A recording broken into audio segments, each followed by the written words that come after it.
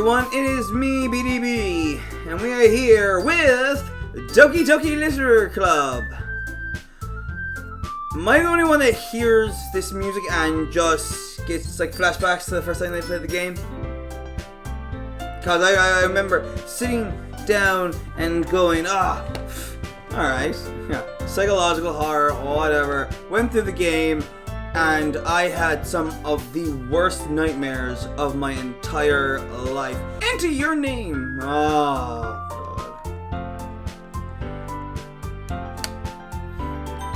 God. What am I doing? What am I doing? What am I doing? Hey! I see an annoying girl running toward me from the distance, waving her arms in the air like she's totally oblivious to any attention she might draw to herself. That girl is Sayori, my neighbor and good friend since we were children. You know, the kind of friend you'd never see yourself making today, but it just kind of works out because you've known each other for so long. We used to walk to school together on days like this, but starting around high school, she would oversleep more and more frequently, so I would get tired of waiting up. But if she's going to chase after me like this, I almost feel better off running away. However, I just saw an idol in front of the crosswalk and the Sayori catch up with me. Ha! Ha! I overslept again. But I caught you this time. Maybe, but only because I decided to stop and wait for you. You say that like you were thinking about ignoring me. That's mean, Lux. Well, if people stare at you for acting weird, then I don't want them to think we're a couple or something. Fine, fine. But you did wait for me after all. I guess you don't have it in you to be mean even if you want to. Whatever you say, Sayori. We cross the street together and make our way to school. Don't go to school! As we draw near, the streets become increasingly speckled with other students making their daily commute. By the way, Lux, have you decided on a club to join yet? A club? I told you already, I'm not interested in joining any clubs. Stay that way! I haven't been looking either. That's not true. You told me you would join a club this year. Did I? I'm sure it's possible that I did in one of our many conversations where I dismissively go along with whatever she's going on about. Sayori likes to worry a little too much about me, when I'm perfectly content just getting by on the average while spending my free time on games and anime. I was talking about how I'm worried that you won't learn how to socialize or have any skills before college. I don't have any of them and I'm way past college. Your happiness is really important to me, you know? And I know you're unhappy now, but I die at the thought of you becoming a NEET in a few years because you're not used to the real world. You trust me, right? Don't make me keep worrying about you. Alright. I'll look at a few clubs if it makes you happy. No promises though. Will you at least promise me you'll try a little? Yeah, I guess I'll promise you that. Yay! Why do I let myself get lectured by such a carefree girl? More than that, I'm surprised I even let myself relent to her. I guess seeing her worry so much about me makes me want to ease her mind a little at least. A little bit, even if she does exaggerate everything inside of her head. The school day is ordinary as ever, and it's over before I know it. After I pack up my things, I stare blankly at the wall, looking for an ounce of motivation. Clubs. Sayori wants me to check out some clubs. I guess I have no choice but to start with the anime club. Hello, Sayori! Sorry you must have come into the classroom while I was spacing out. I look around and realize that I'm the only one left in the classroom. I thought I'd catch you coming out of the classroom, but I saw you just sitting here and spacing out, so I came in. Honestly, you're even worse than me sometimes. I'm impressed.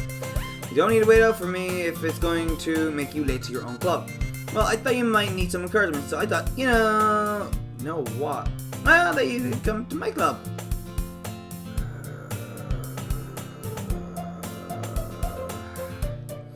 Sorry. Yeah? There's no way I'm going to your club. Meanie. Sayori is vice president of the literature club. Not that I was ever aware that she had any interest in literature. In fact, I'm not even sure that she only did it because she thought it'd be fun to help start a new club. Since she was the first one to show interest after the one who proposed the club, she inherited the title of Vice President. That said, my interest in literature is granted to be even less. Yeah, I'm going to the anime club. Come on, please. Why do you care so much anyway? Well, I want to bounce on that.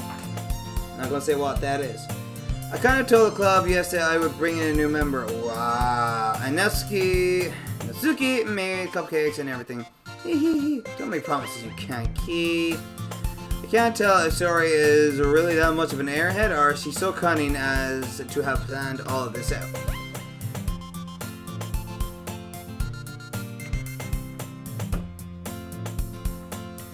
I let out a long sigh. Fine, I'll stop by for a cupcake, okay? Yes, let's go! And thus, today marks the day I sold my soul for a cupcake. I dejectedly follow Sayori across the school and upstairs, a section of the school I rarely visit. Sayori, full of energy, swings open the classroom door. Everyone, the new member is here. I told you, don't call me a new member. I glance around the room. Welcome to the literature club. Ha ha ha, God, it's a pleasure meeting you. Sayori always says nice things about you. Seriously, you brought a boy. Way to kill the atmosphere. Right, God, don't hurt me. Welcome to the club. All words escape me in this situation. This club is full of incredibly cute girls.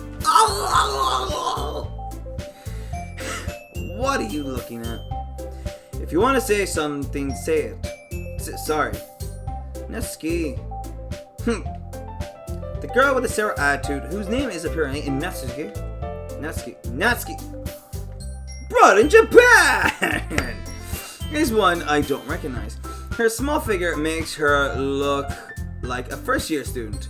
She is also the one who made cupcakes, according to Sayori. You can just ignore her when she gets moody. Sayori says that quietly into my ear, then turns back toward the other girls. Anyway, this is Natsuki. Is it Natsuki? Always full of energy. I think it's Natsuki. I'm gonna call her Natsuki. And this is Yuri, the smartest in the club. Don't say things like that. Yuri, who appears comparably more mature and timid, seems to have a hard time keeping up with people like Sayori and Natsuki. Well, it's nice to meet both of you. And it sounds like you already know Monica, is that right? That's right. It's good to see you again, Lux. She's gonna hurt me! Monica smiles sweetly. Shit. We do know each other. Well, we rarely talked, but we were in the same class last year. Monica was probably the most popular girl in class. Smart, beautiful, athletic, basically completely out of my league. So having her smile at me so genuinely feels a little... You too, Monica. Come, sit down, Lux. We made room for you at the table so you can sit next to me or Monica. I'll get the cupcakes. Hey, I made them. I'll get them. Sorry, I got a little too excited. Then how about I make some tea as well? The girls have a few desks arranged to form a table. As Sayori mentioned, it's been widened so that there is one space next to Monica and one space next to Sayori. Natsuki and Yuri walk over to the corner of the room where Natsuki grabs a wrap tray and Yuri opens the closet. Still feeling awkward, I take a seat next to Sayori. Natsuki probably marches back to the table, tray in hand. I'm sorry, I say Natsuki, and I'm just thinking Natsuki from Abroad Japan. If you haven't watched Abroad Japan, you don't understand, but if you have, you definitely understand. Okay, are you ready? Ta-da! Woo! I have no idea what that is. Natsuki lifts the foil off the tray to reveal a dozen white, fluffy cupcakes decorated to look like little cats. I said rats for a second. The whiskers are drawn with icing, and little pieces of chocolate were used to make ears. So cute! Kawaii! I had no idea you were so good at baking, Natsuki. I'm gonna call her Natsuki, that's better. Probably is it. Natsuki. Natsuki. Well, you know. She got the fang! Adorable. Just hurry and take one. Sayori grabs one first, then Monica. I follow. It's delicious. Sayori talks with her mouth full and has already managed to get icing on her face. I turn the cupcake around in my fingers, looking for the best angle to take a bite. Natsuki is quiet. Can't help but her notice her. I can't help but notice her sneaking glances in my direction. Is she waiting for me to take a bite? I finally bite down. The icing is sweet and full of flavor. I wonder if she made it herself. This is really good! Thank you, Natsuki. What are you thinking of me? It's not like haven't I heard this somewhere before? Made them for you or anything.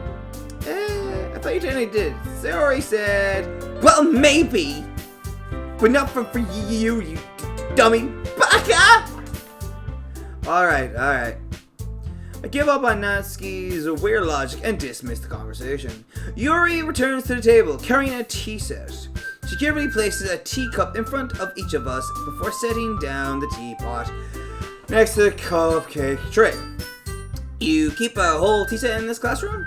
Don't worry, the teachers give us permission. After all, doesn't a hot cup of tea help you enjoy a good book?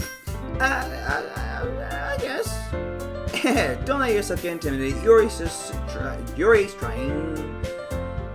to impress you, and well, great. I'm just trying to talk. I'm trying to speak. That's not it. Insulted, Yuri looks away. I meant that, you know, I believe you. Well, tea and reading might not be a pastime for me, but I at least enjoy tea. I'm glad. Yuri faintly smiles to herself in relief. Micah raises an eyebrow, then smiles at me. So, what made you consider the literature club? I was afraid of this question. Something tells me I shouldn't tell Monica that I was practically dragged here by Sayori. Well, I haven't joined any clubs yet. Sayori seemed really happy here, so that's okay. Don't be embarrassed. We'll make sure you feel right at home, okay? As president of the literature club, it's my duty to make the club fun and exciting for everyone. Just saying, if this wasn't a psychological game, this could have just went like a whole different direction, like X videos or Pornhub. Monica, I'm surprised. How come you decided to start your own club? You could probably be a board member for any of the major clubs. Weren't you a leader for the debate club last year? Well, you know, to be honest, I can't stand all the politics around the major clubs. It feels like nothing but arguing about the budget and publicity and how to prepare for events. I'd much rather take something I personally enjoy and make something special out of it. And I've encouraged others to get into literature, then I'm fulfilling that dream. Monica really is a great leader. Yori also nods in agreement. Then I'm surprised there aren't more people in the club yet. It must be hard to start a new club. You could put it that way. Not many people are very interested in putting out all the effort to start something brand new. Especially when it's something that doesn't grab your attention, like literature. You have to work hard to convince people that you're both fun and worthwhile. But it makes school events like the festival that much more important. I'm confident that we can all really grow this club before we graduate. Right, everyone? Yeah! We'll do our best. You know it! Everyone enthusiastically agrees. It's just different girls, all interested in the same goal. Monica must have worked really hard justifying these three. Maybe that's why they were also delighted by the idea of a new member joining. Though I still don't really know if I can keep up with their level of enthusiasm about literature. So, Lux, what kinds of things do you like to read? Well, considering how little I've read these past few years, I don't really have a good way of answering that. Manga? I mutter quietly to myself, half joking. Natsuki's head suddenly perks up. It looks like she wants to say something, but she keeps quiet. Not much of a reader, I guess. Well, that can change. That can change. What am I saying? I spoke without thinking after seeing Yuri's sad smile. Anyway, what about you, Yuri? Well, let's see. Yuri traces the rim of her teacup with her finger. My favorites are usually novels that built deep and complex fantasy world. Excuse me. The level of creativity and craftsmanship behind them is amazing to me. And telling a good story in such a foreign world is equally impressive. Yuri goes on, clearly passionate about her reading. She seemed so reserved and timid since the moment I walked in, but it's obvious by the way her eyes light up that she finds her comfort in the world of books, not people. But you know, I like a lot of things. Stories with deep psychological elements usually immerse me as well. Isn't it amazing how a writer can so deliberately take advantage of your own lack of imagination and completely throw you for a loop? Oh yeah, and that's what's gonna happen right here in this game. Anyway, I've been reading a lot of horror lately. I read a horror book once. I read one once! I desperately grasp something I can relate to at the minimal level. At this rate, Yuri might as well be having a conversation with a rock. Really, I wouldn't have expected that, Yuri. For someone as gentle as you. I guess you could say that. But if a story makes me think or takes me to another world, then I really can't put it down. Surreal horror is often very successful at changing the way you look at the world, if only for a brief moment. Ugh, I hate horror. Oh, why's that? Well, Natsuki's eyes dart over to me for a split second. Never mind.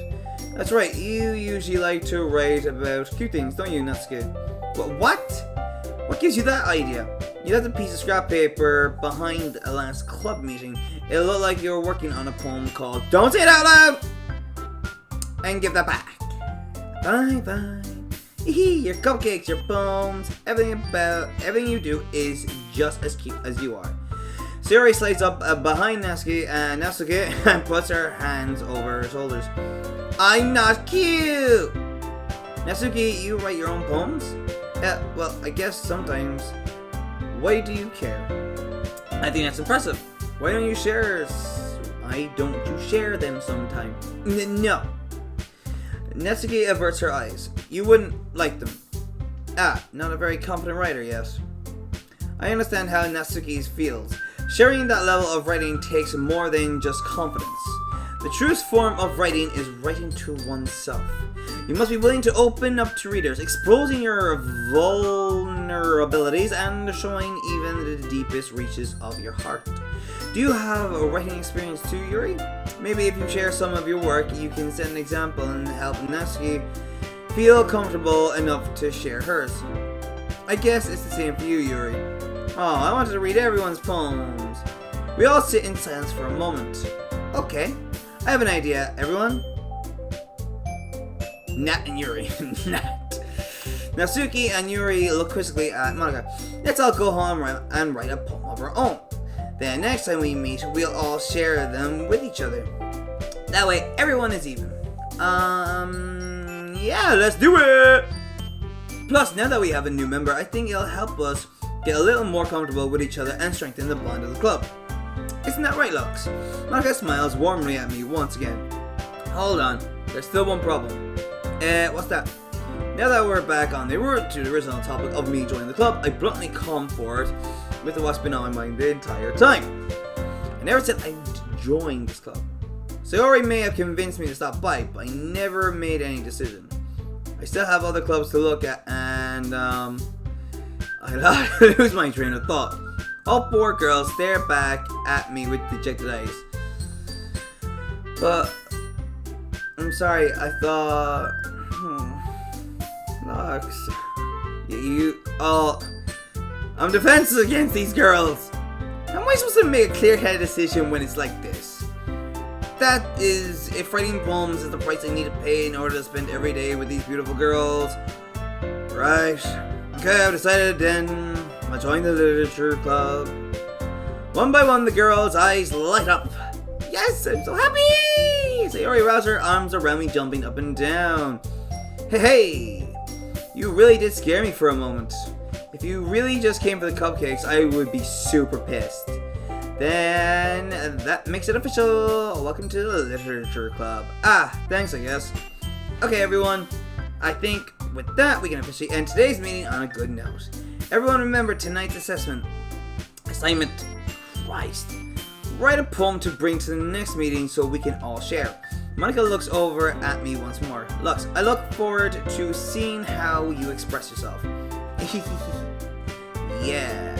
Can I really impress the class star Monica with my mediocre writing skills? I already feel the anxiety welling up inside me. Meanwhile, the girls continue to chit-chat as Yuri and Natsuki clean up their food. Hey Lux, since we're already here, do you want to walk home together? That's right, Sayori and I never walk home together anymore because she's always stayed after school for clubs. Sure, might as well. Yay! With that, two of us depart the club room and make our way home. The whole way, my mind wanders back and forth between the four girls. Sayori, Natsuki, Yuri, and of course, Monica. Will I really be happy spending every day after school in a literature club? Perhaps I'll have the chance to grow closer to one of these girls. Oh, God, alright. I just need to make the most of my circumstances I make. And I'm sure good fortune will find me. I guess that starts with writing a poem tonight. Oh, boy! Yay!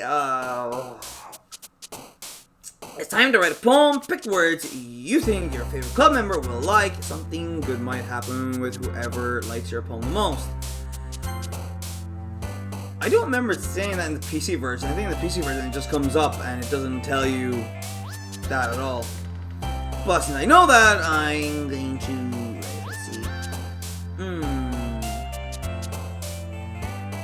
Melody. Charm. Rainbow. Summer. Sweet. Anime. Lollipop.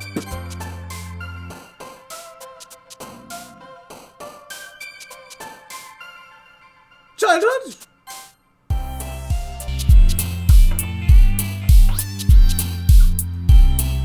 Giggle. Kitty.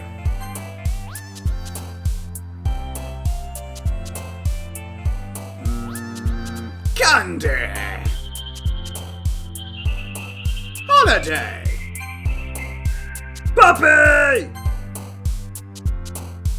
Fluffy. Shiny, I should have went for Bunny.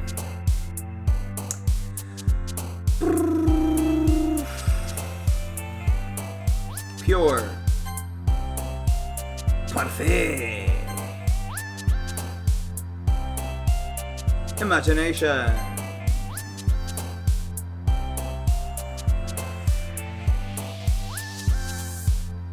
Valentine. Ribbon. Oh! I think I just realized the words you click on and they react to it. Oh. Bloody hell. Dance man. Hi again, Lux. Glad to see you didn't run away on us. Yeah, don't worry. This might be a little strange for me, but I at least keep my word. Well, I'm back at the literature club. I was the last to come in, so everyone else is already hanging out. Thanks for keeping your promise, Lux. I hope this isn't too overwhelming of a commitment for you. Making you dive headfirst into the literature when you're not accustomed to it. Oh, come on, like he deserves any slack. Sayori told me you didn't even want to join any clubs this year. And last year, too. I don't know if you plan to just come here and hang out or what. But if you don't take it seriously, then you won't see the end of it. Natsuki, you certainly have a big mouth for someone who keeps her manga collection in the club room. Yeah, that's a literature. Natsuki finds herself stuck between Monica and manga. Manga is literature. It is, that's just it. Comics are. Swiftly defeated, Natsuki plops back into his... Don't worry, guys. Lux always gives his best as long as he's having fun. He helps me with busy work without me even asking.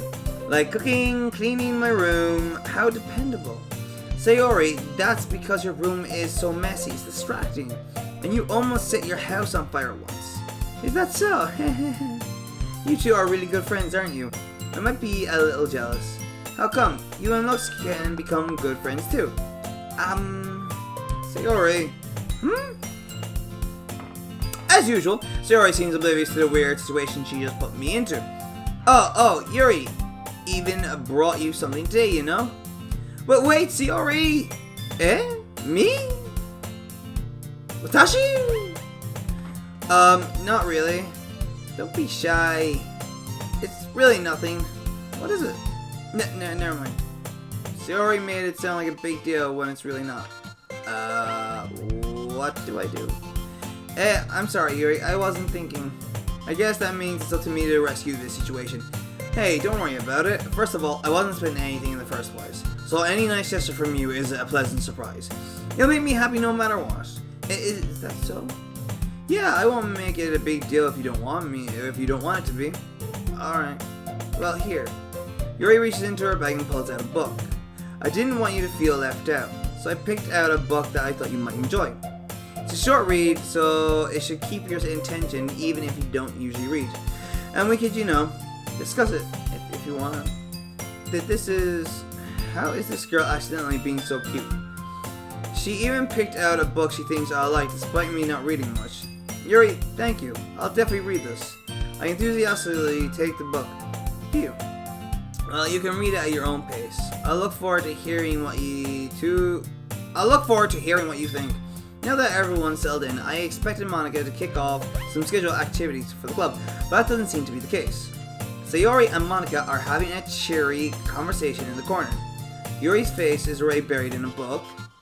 I can't help but notice her intense expression, like she was waiting for this chance. Meanwhile, Natsuki is rummaging around in the closet. Ugh. I hear Natsuki utter an exasperated sigh from within the closet. She seems to be annoyed by something. I approach her in case she needs a hand. You looking for something in there? Freaking Monica. She never puts my stuff back in the right spot. What's the point in keeping your collection organized if someone else is just going to mess it up? Natsuki slides a bunch of stacked books and boxes across the shelf. Manga? You read manga, right? Sometimes. Manga is one of those things where you can't admit you're really into it until you figure out where the other person stands. She has a collection, you can admit it! How did you know anyway? I heard you bring it up at some point. Besides, it's kind of written on your face. What's that supposed to mean? I see. There's a lone volume of manga amidst a stack of various books on the side of one of the shelves. Curious, I pull it out of the stack. There it is! Natsuki snatches it out of my hand. She then turns to a box of manga and slips the volume right in the middle of the rest. Ah, much better. Seeing a box set with one book missing is probably the most irritating sight in the world. I know that feel. I get a closer look at the box set she's admiring. Parfait Girls. It's a series I've never heard of in my life. That probably means it's either way on my demographic or it's simply terrible. If you're gonna judge, you can go do it through the glass on that door. She points to the classroom door. Hey, I wasn't judging anything. I didn't even say anything. It was the tone of your voice. But I'll tell you one thing, Lux. Consider this a lesson straight from the Literature Club. Don't judge a book by its cover. In fact, Natsuki pulls out the first volume of Perfect Girls from the box. I'm going to show you exactly why. She shoves the book right into my hands. I stare at the cover. It features 4 girls in colorful attire, striking animated feminine poses. It's exceedingly moe. Don't just stand there. What? Natsuki grabs my arm and pulls me out of the closet. She then takes a seat against the wall beneath the windowsills. She pats on the ground next to her, signaling me to sit there. Wouldn't chairs be more comfortable? I'd take my seat. Chairs wouldn't work. We can't read at the same time like that. Eh? Why is that? I guess it's easier to be close together like this. Don't just say that! You made me feel weird about it. Natsuki crosses her arms and scooches an inch away from me. Sorry. Didn't exactly expect to be sitting this close to her either. Not that I can say it's a particularly bad thing. I open the book.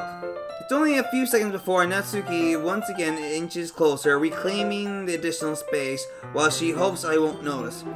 I can feel her peering over my shoulder, much more eager to begin reading than I am. Wow, how long has it been since I read the beginning? You don't go back and flip through the older volumes every now and then? Not really. Maybe sometimes after I've already finished the series. Hey, are you paying attention? Huh? I am, but nothing's really happened yet, so I can talk at the same time. It looks like it's about a bunch of friends in high school. Typical slice of life affair. I kind of grew out of these since it's rare for the writing to be entertaining enough to make up for the lack of plot. So, what should I expect from this? Is there going to be plot? Well, obviously. You think I would enjoy something that didn't have a plot? I mean, well, I guess I know what you're saying. A lot of the beginning is about simple things. Like, there's a really funny chapter where they're obsessed with a guy at the ice cream shop. But that just helps you get to know the characters.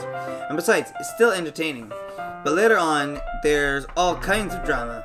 Like when they get into all the backstories and when some of the romance starts to happen. That's really what makes it so good. There are so many touching parts. Ah, is that so? It sounds like you really know what you're talking about. Maybe I underestimated you. Hey, wait. What's that supposed to mean? Natsuki gives me a little shove. I just meant that I haven't seen you at your full power. Good save. This chapter seems like it's about baking. This is just a guess, but is there a lot of baking in this manga? Well, Natsuki paused for a moment as she doesn't want to admit something. Yeah. Why does that matter? It doesn't, I was just curious. Since you enjoy baking too, right? That's just coincidence. I just happened to get into baking around the same time I got into this manga. I get that. Food Wars for me, when I started watching that, I started getting into cooking. Like I would ever get into anything because it's in the manga. Lies! I feel bad for anyone that's in that. Alright, but don't you attack me like that? Jeez. Ahaha. Definitely not a coincidence. I guess that explains Natsuki's interest in baking. Still, of all the hobbies to pick up from a manga, that's definitely one of the better ones. Not to mention, she's really good at it, so who am I to judge? We read on for a few more minutes. I finished a couple of chapters at this point. Are you sure this isn't boring for you? It's not. Even though you're just watching me read? Well, I'm fine with that. If you say so. I guess it's fun sharing something you like with someone else. I always get excited when I convince any of my friends to pick up a series I enjoy. You know what I mean? You don't? That's not... Well, I wouldn't really know. What do you mean? Don't you share your manga with your friends? Could you not rub it in? Jeez. Sorry. Like I could ever get my friends to read this. They just think manga is for kids. I can't even bring it up without them being all like, you still haven't grown out of that yet? Makes me want to punch them in the face. Ugh, I know those kinds of people. Honestly, it takes a lot of effort to find friends who don't judge, much less friends who are also into it. I'm already kind of a loser, so I guess I gravitated towards the other losers over time. But it's probably harder for someone like you. Yeah, that's pretty accurate. Wait, which part? I mean, I feel like I can't even keep it in my own room. I don't even know what my dad would do if he found this. At least it's safe here in the club room. Except Monica was kind of a jerk about it. Ugh, I just can't win, can I? Well, it paid off in the end, didn't it? I mean, here I am, reading it. Well, it's not like that solves any of my problems. Maybe. But at least you're enjoying yourself, right? So... Jeez, that's enough. Gonna keep reading or what? Yeah. I flip the page. Suddenly, Natsuki starts laughing. I totally forgot that happens. Natsuki puts her finger on one of the panels.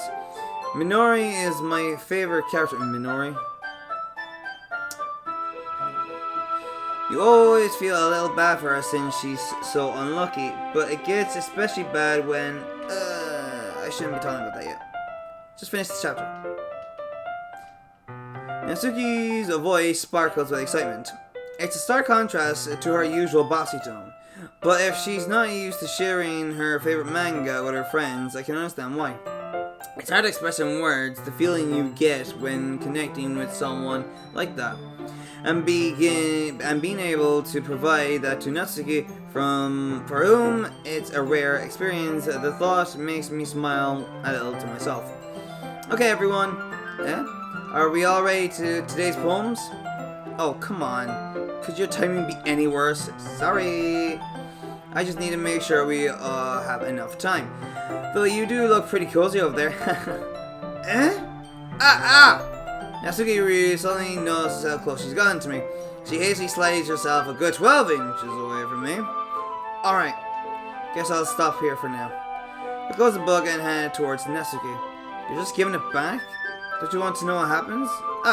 Yeah, but Monica just said, don't be dumb. Just take it home with you.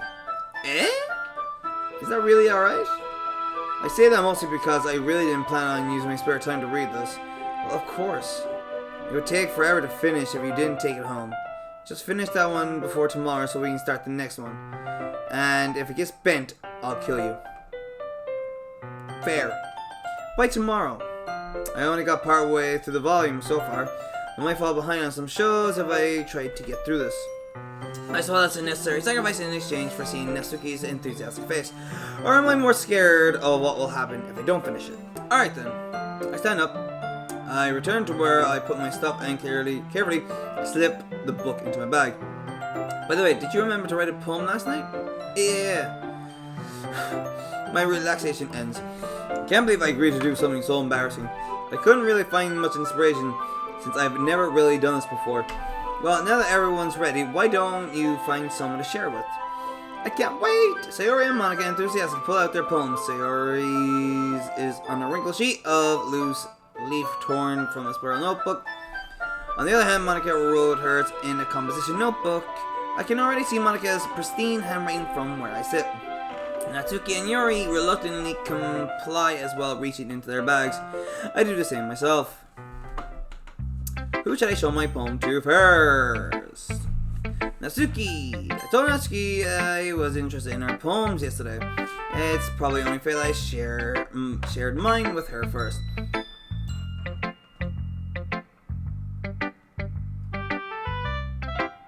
Oh god, I just did the head tilt. Okay, well, let's start with the things I don't like. First of all, Natsuki rereads my poem. Never mind, I don't feel like giving you my opinion. Then what's the point of sharing in the first place?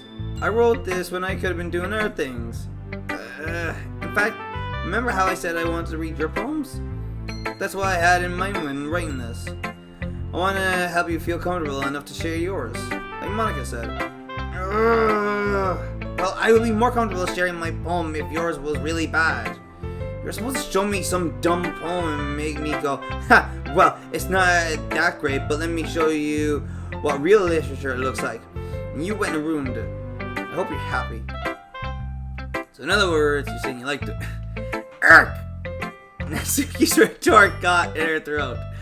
You're so...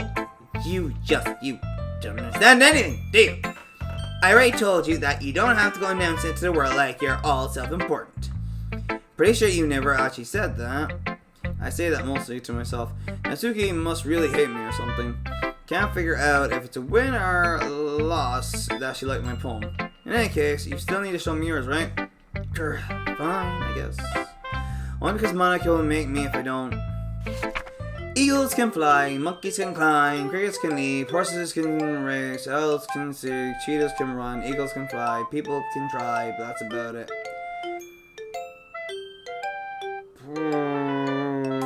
I've written better poems than this.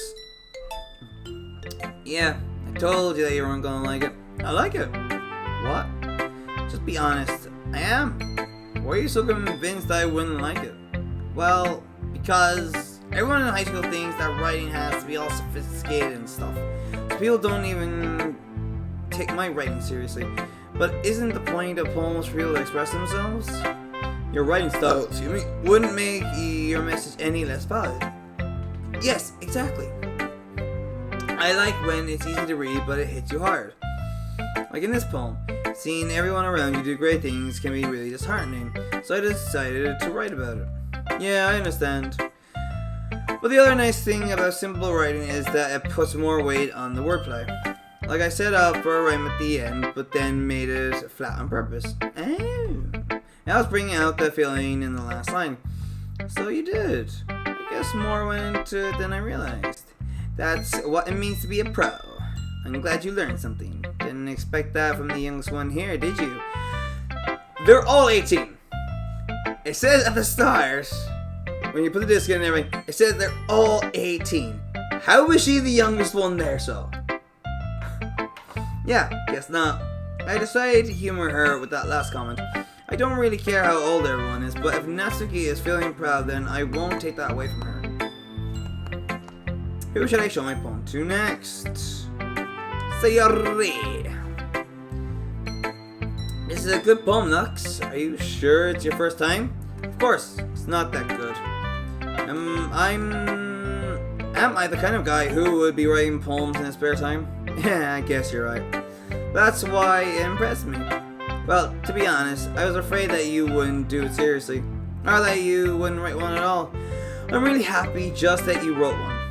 It just reminds me of how you're really a part of the club now. Not to mention the fact that I'm standing in front of you in the club room. Well, of course. I'm not really into it yet, but that doesn't mean I'll break my promise. See? It's like I said before, Lux. Deep down, you're not selfish at all, you know? Trying new things like this for other people, that's something that only really good people do. Thanks, Sayori. I'm not sure if Sayori sees the full picture of my motive here. Then again, I can't deny that she's part of the reason I joined. Knowing how much this means to her and all. And I'm gonna make sure you have lots of fun here, okay? That will be my way of thanking you. Alright, I'm gonna hold you to that then. Yay! Now, you'll read my poem too, right? Don't worry, I'm really bad at this. We'll see about that. Dear sunshine, the way you glow through my blinds in the morning, it makes me feel like you miss me. Kissing my forehead to help me out of bed, making me rub the sleepy from my eyes. Are you asking me to come out and play? Are you trusting me to wish away a rainy day? I look above, the sky is blue, it's a secret, but I trust you too. If it wasn't for you, I could sleep forever, but I'm not mad. I want breakfast. Sayori, this is just a guess, but did you wait until this morning to write this? No, just a little bit. You can't answer just a little bit to a yes or no question. I forgot to do it last night. Well, at least that makes me feel a little better about myself. Don't be mean. I still tried my best. Yeah. I didn't mean to say that it was a bad poem. It just came out nice, or how should I put it? It sounds just like you. Really? Yeah.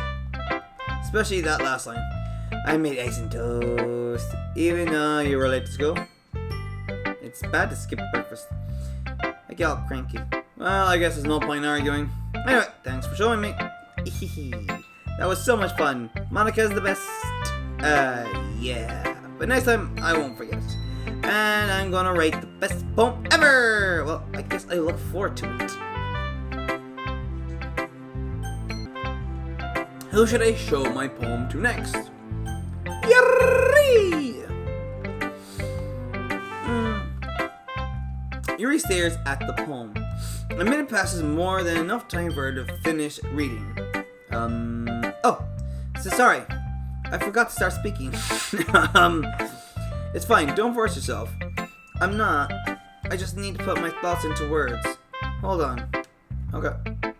This is your first time writing a poem, right? Yeah. Why do you ask?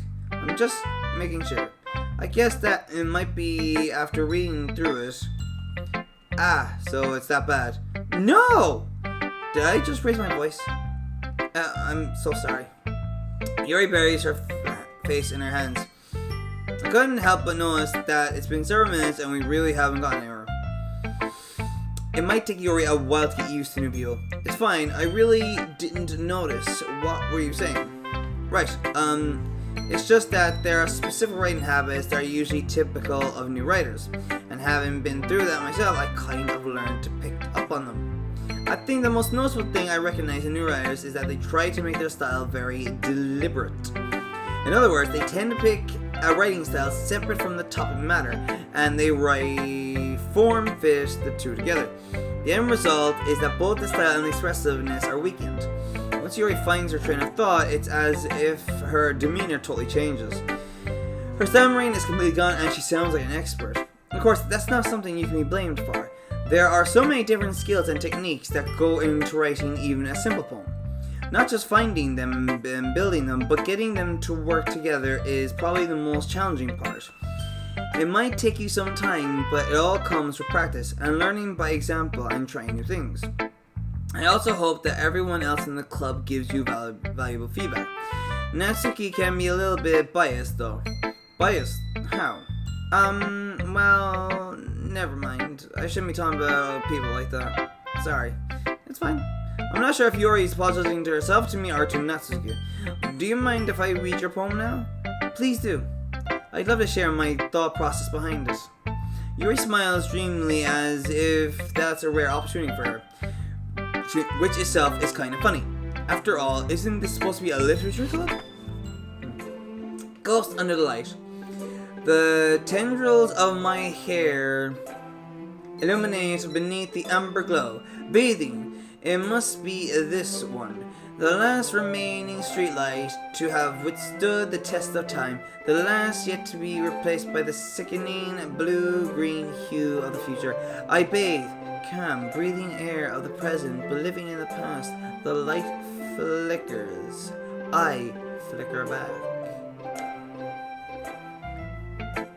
I'm sorry I have such terrible handwriting. What? I wasn't thinking that at all.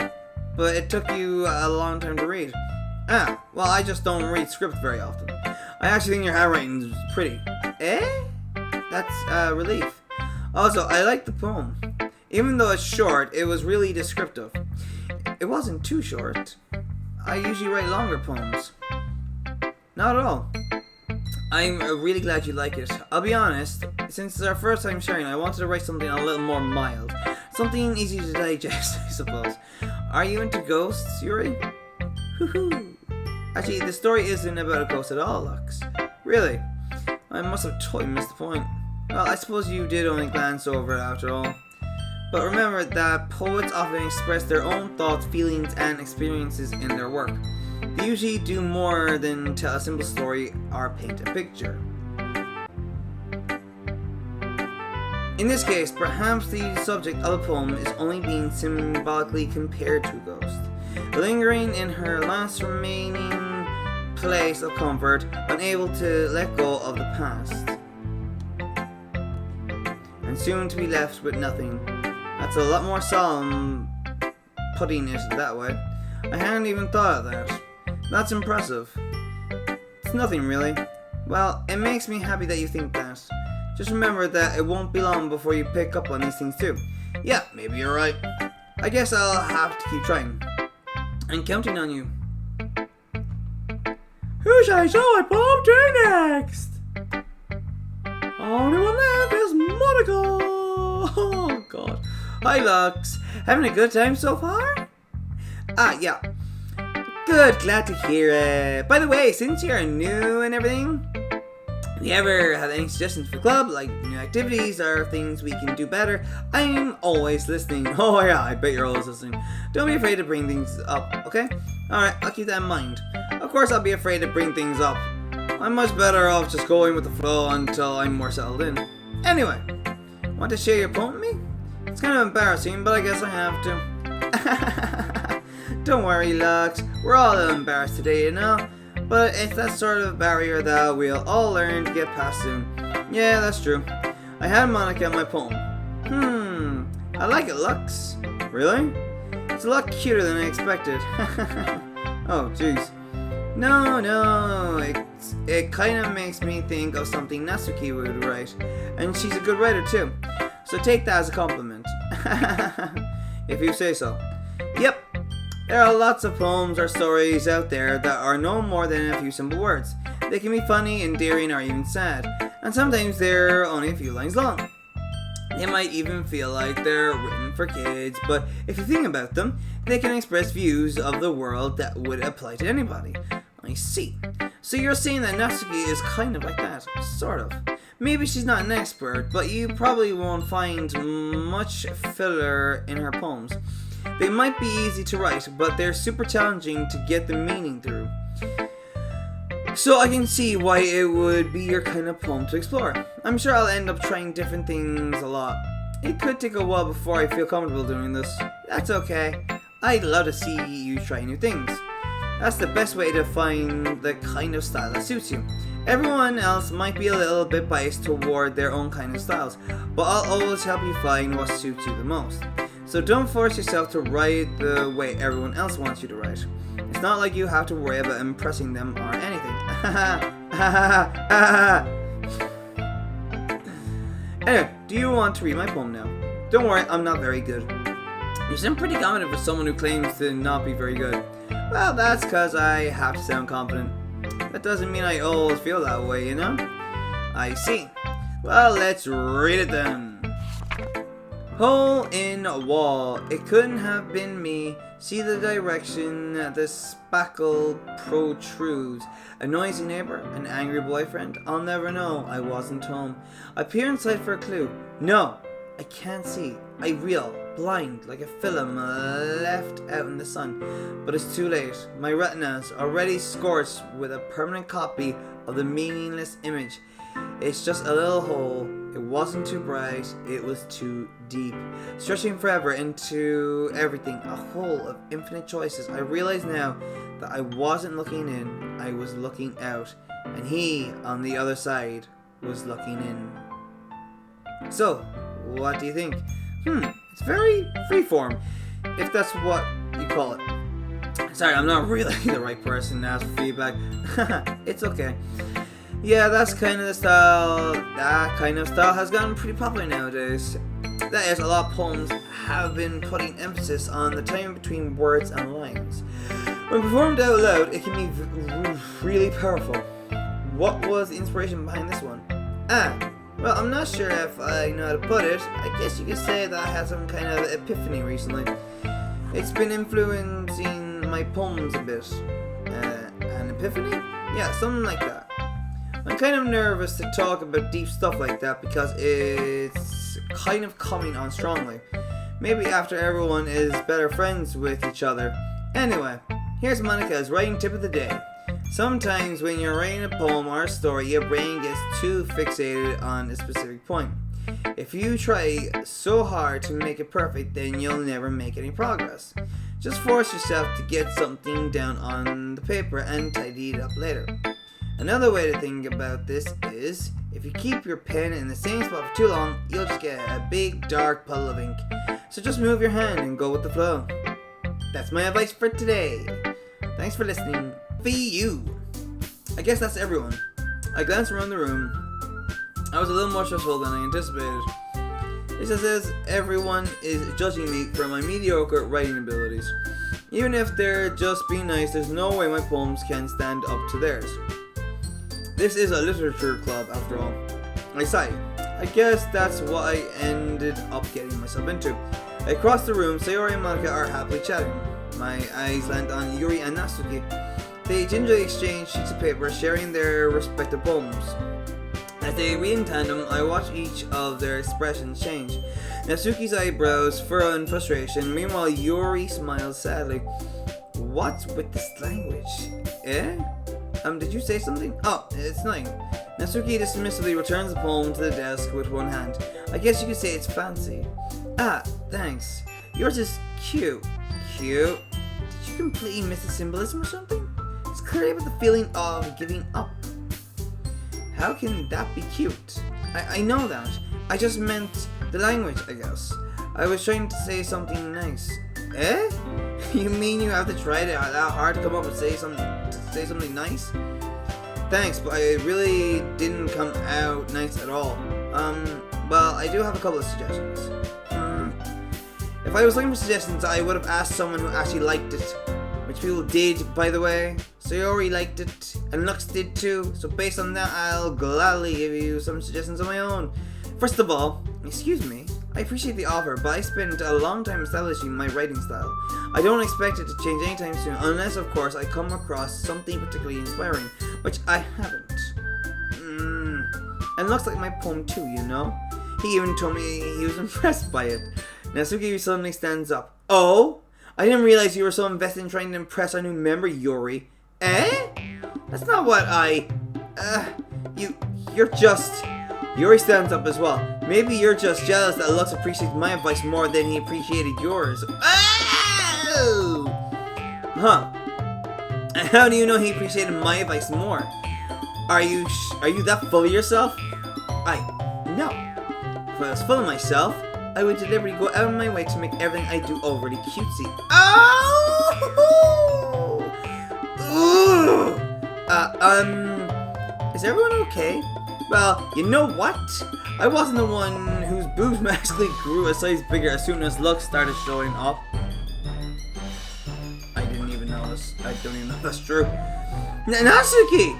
Natsuki, that doesn't involve you. I don't like fighting guys. Suddenly both girls turned towards me as if they just noticed I was standing there. Lux, she's trying to make me look bad. That's not true. She started it. If she could get over herself and learn to appreciate that simple writing is more effective, then this wouldn't have happened in the first place. What's the point in making your poems all convoluted for no reason? The meaning should jump out at the reader, not force them to have to figure it out. Help me explain that to her, Lux. Wait, there's a reason we have so many deep and expressive words in our language. It's the only way to convey complex feelings and meaning, and most effectively. Avoiding them is not only unnecessary, limiting yourself, it's also a waste. You understand that, right, Lux? Well? How did I get dragged into this in the first place? It's not like I know anything about writing, but whoever I agree with, they'll probably think more highly of me. So, of course, that's going to be... Natsuki. Yuri, you're really talented. Well, but Natsuki has a point. I think that I rack my brain and attempt to back myself up. I think that conveying feelings with a few words can just be as impressive as well. And lets the reader imagination take over. And Natsuki's poem really did a good job at that. Yeah, it did, didn't it? Shows how much you know. That's not Natsuki. I think that's enough. Huh? Me? But she was mean to me. Natsuki's voice whines. Look, what we talked about yesterday was right. Writing is a personal thing, and sharing it can definitely be hard. It looks like we learned that today. Even small criticism can lead to something pretty heated. I glance over my shoulder. Sayori's nodding vigorously. Yeah, so you don't need to feel threatened. You're a great writer, Natsuki. Natsuki's voice gets caught in surprise. Thanks for noticing. She finally mutters that, barely audible. Yuri looks at me dejectedly. With a face like that, I can't help but feel bad for her as well. I'm sure that Natsuki didn't mean everything she said. So you don't need to feel threatened either. Well, if you say so. Hey, it's not like you need to apologize for me, Lux. Sheesh. Natsuki takes a breath. Natsuki glanced around the room. But everyone stop staring at me! Unsurprisingly, Natsuki has a harder time with it than she boasted. Sayori and Monica look away. Anyway, the thing about your boobs, I didn't mean it, okay? That's all. Natsuki looks away, avoiding eye contact with anyone. Hey, you're naturally beautiful, Yuri. Sayori. I'll go make some tea. I was just trying to help. I'm sure she appreciated Sayori. I pat Sayori on the head. Well, now that we're past that, everyone's read each other's poems, right? I hope that it was worthwhile for everyone. Especially you, Lux. And to be honest, It's a nice change of pace from lazing around we got a little used to. So, my joining the club was responsible for ruining the atmosphere. No, not at all, not at all. There's still time before we go home.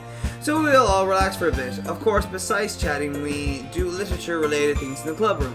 So maybe we can take the chance to pick up a book or do some writing. After all, that's what the club is for. I disagree, Monica. Eh? But what? That's not the most important thing of the literature club. The most important thing is having fun! Ah, of course. Well, I guess that's why you're the vice president, Sayori. In the end, though, Monica's right. Being in the literature club probably means I can't spend all my time doing nothing. But in the end, I guess it's been worth it so far. Okay, everyone. It's just about time for us to leave. How did you all feel about sharing poems? It was a lot of fun. Well, I'd say it was worth it. It was alright. Well, mostly. Lux, how about you? Yeah, I'd say the same. It was a neat thing to talk about with everyone. Awesome. In that case, we'll do the same thing tomorrow. And maybe you learn something from your friends too. So your poems will turn out even better.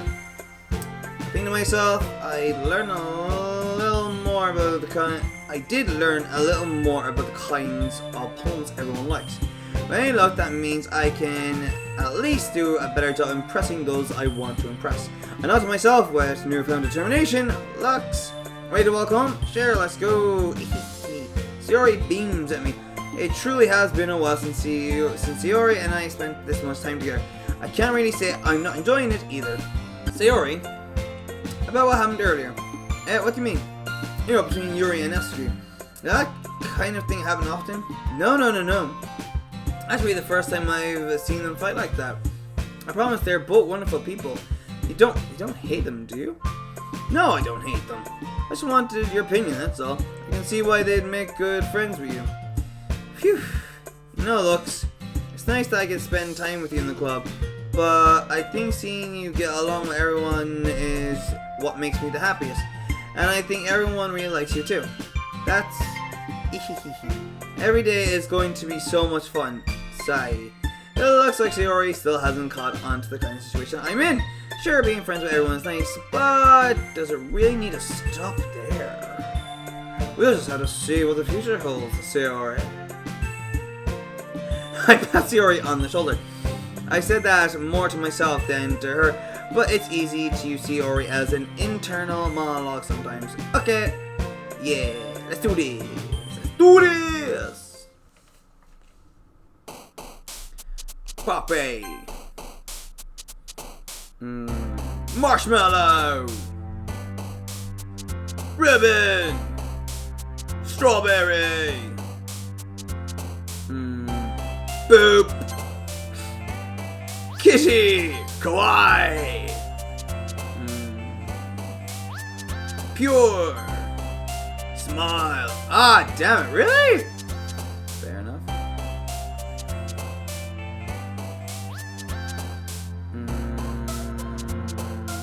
Memories? Makes sense. Parfait! Fluffy!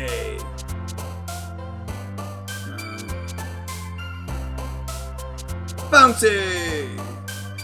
Lollipop! Excitement!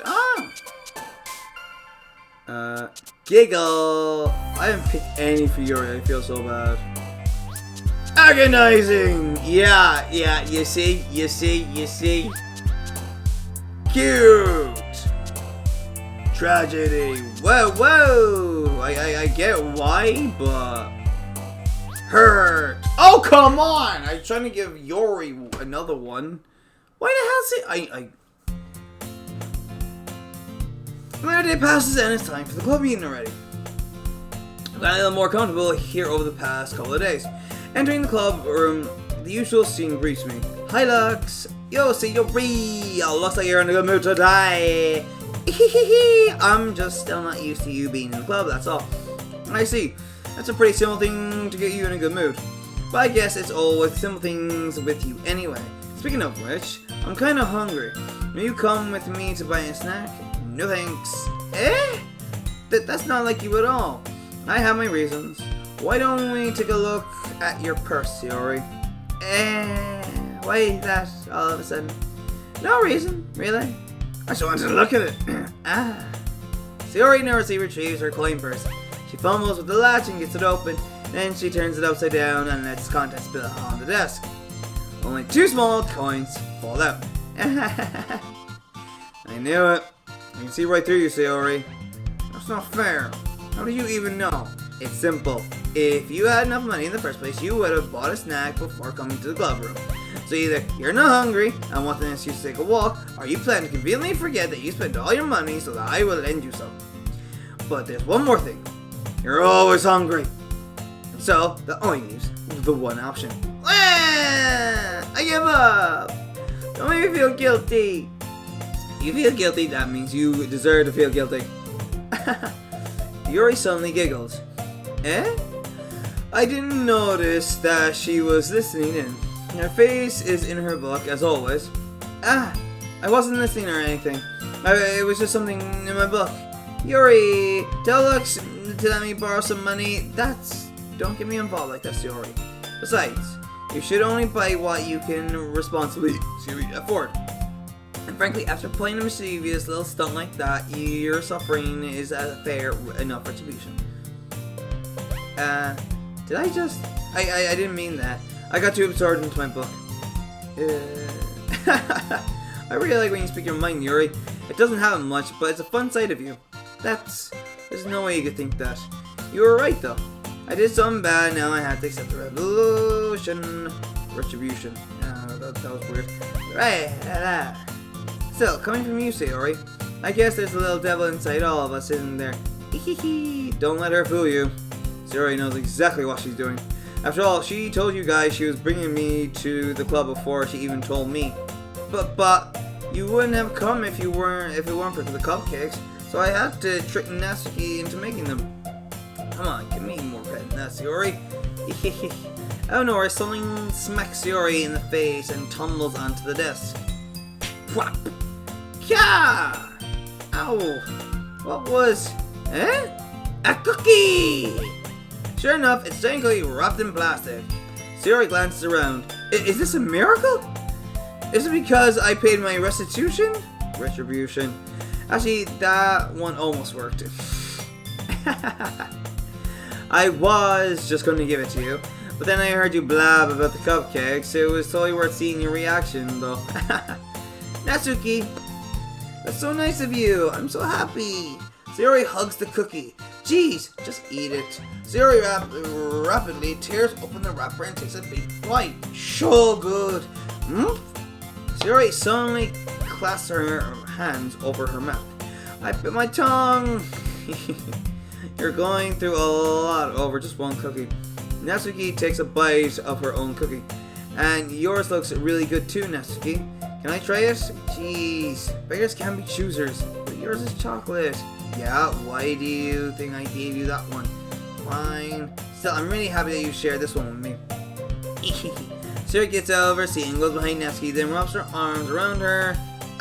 Jeez. I get it. Cookie still not. Natsuki reaches up to nudge Sayori off of her. Sayori suddenly leans down and takes a bite of Natsuki's cookie. Hey! Did you seriously just do that? Mouthful, Sayori trots away to safety. Yuri and I laugh as well. Jeez, you're such a kiss sometimes. Monica, can you tell Sayori? Natsuki glances around. Monica isn't in the club room. Ugh. Where's Monica anyway? Good question. Have any of you heard anything about her being late today? Not me. Yeah, I haven't either. That's a bit unusual. I hope she's okay. Of course she's okay. She probably just had something to do today. She's pretty popular after all. You don't think she has a... I wouldn't be surprised. She's probably more desirable than all of us combined. That's true. Excuse me? Suddenly the door swings open. I'd say if anything it slides open because it's also a Japanese school.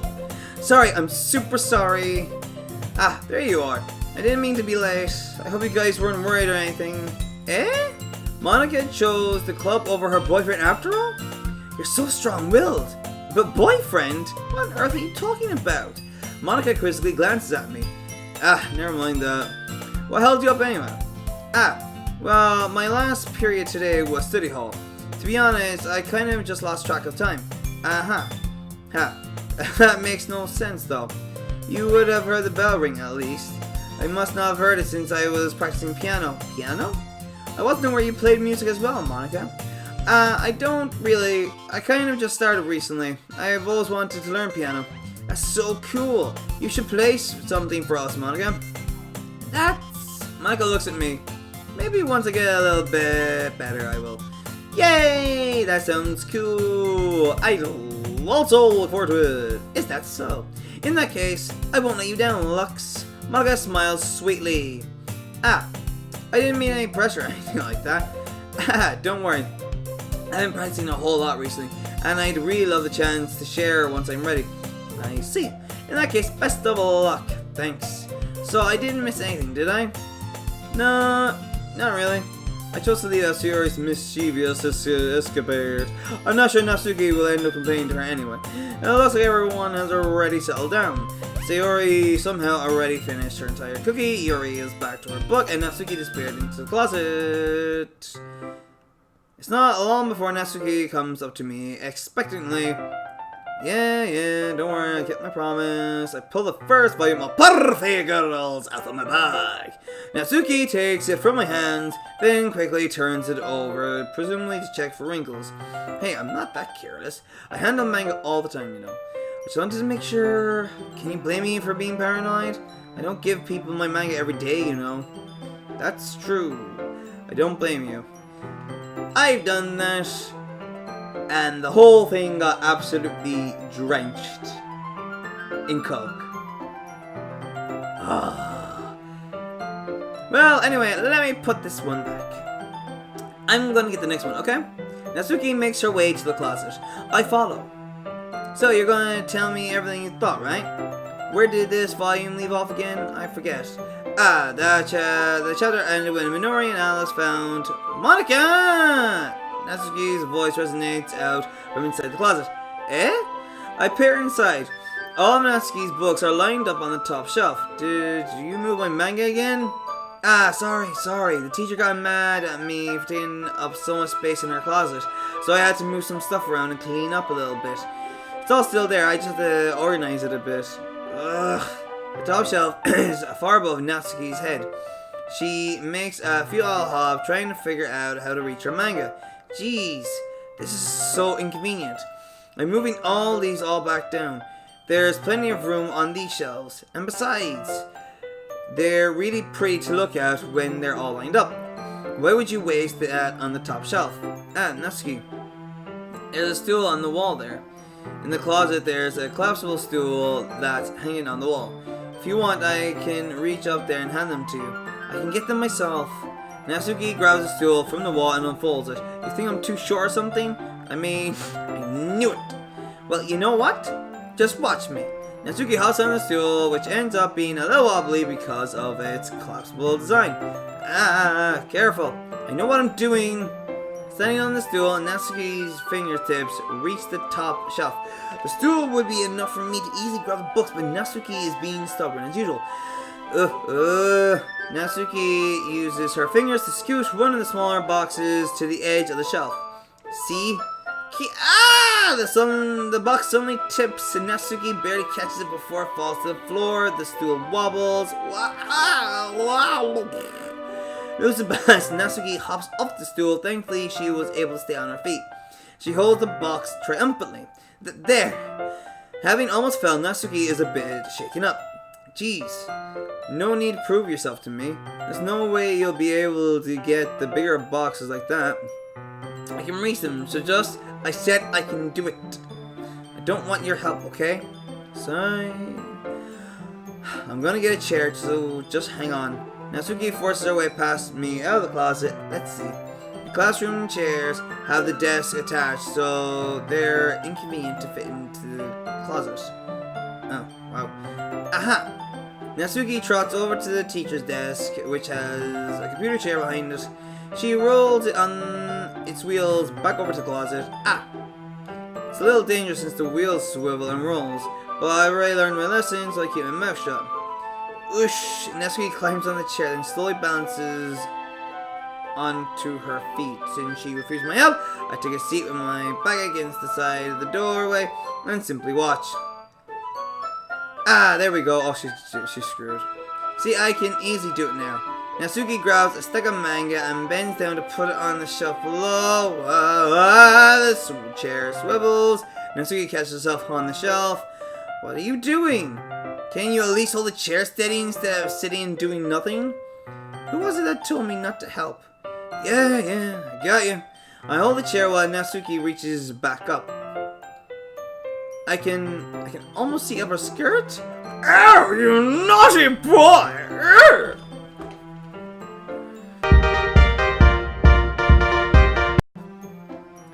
Good.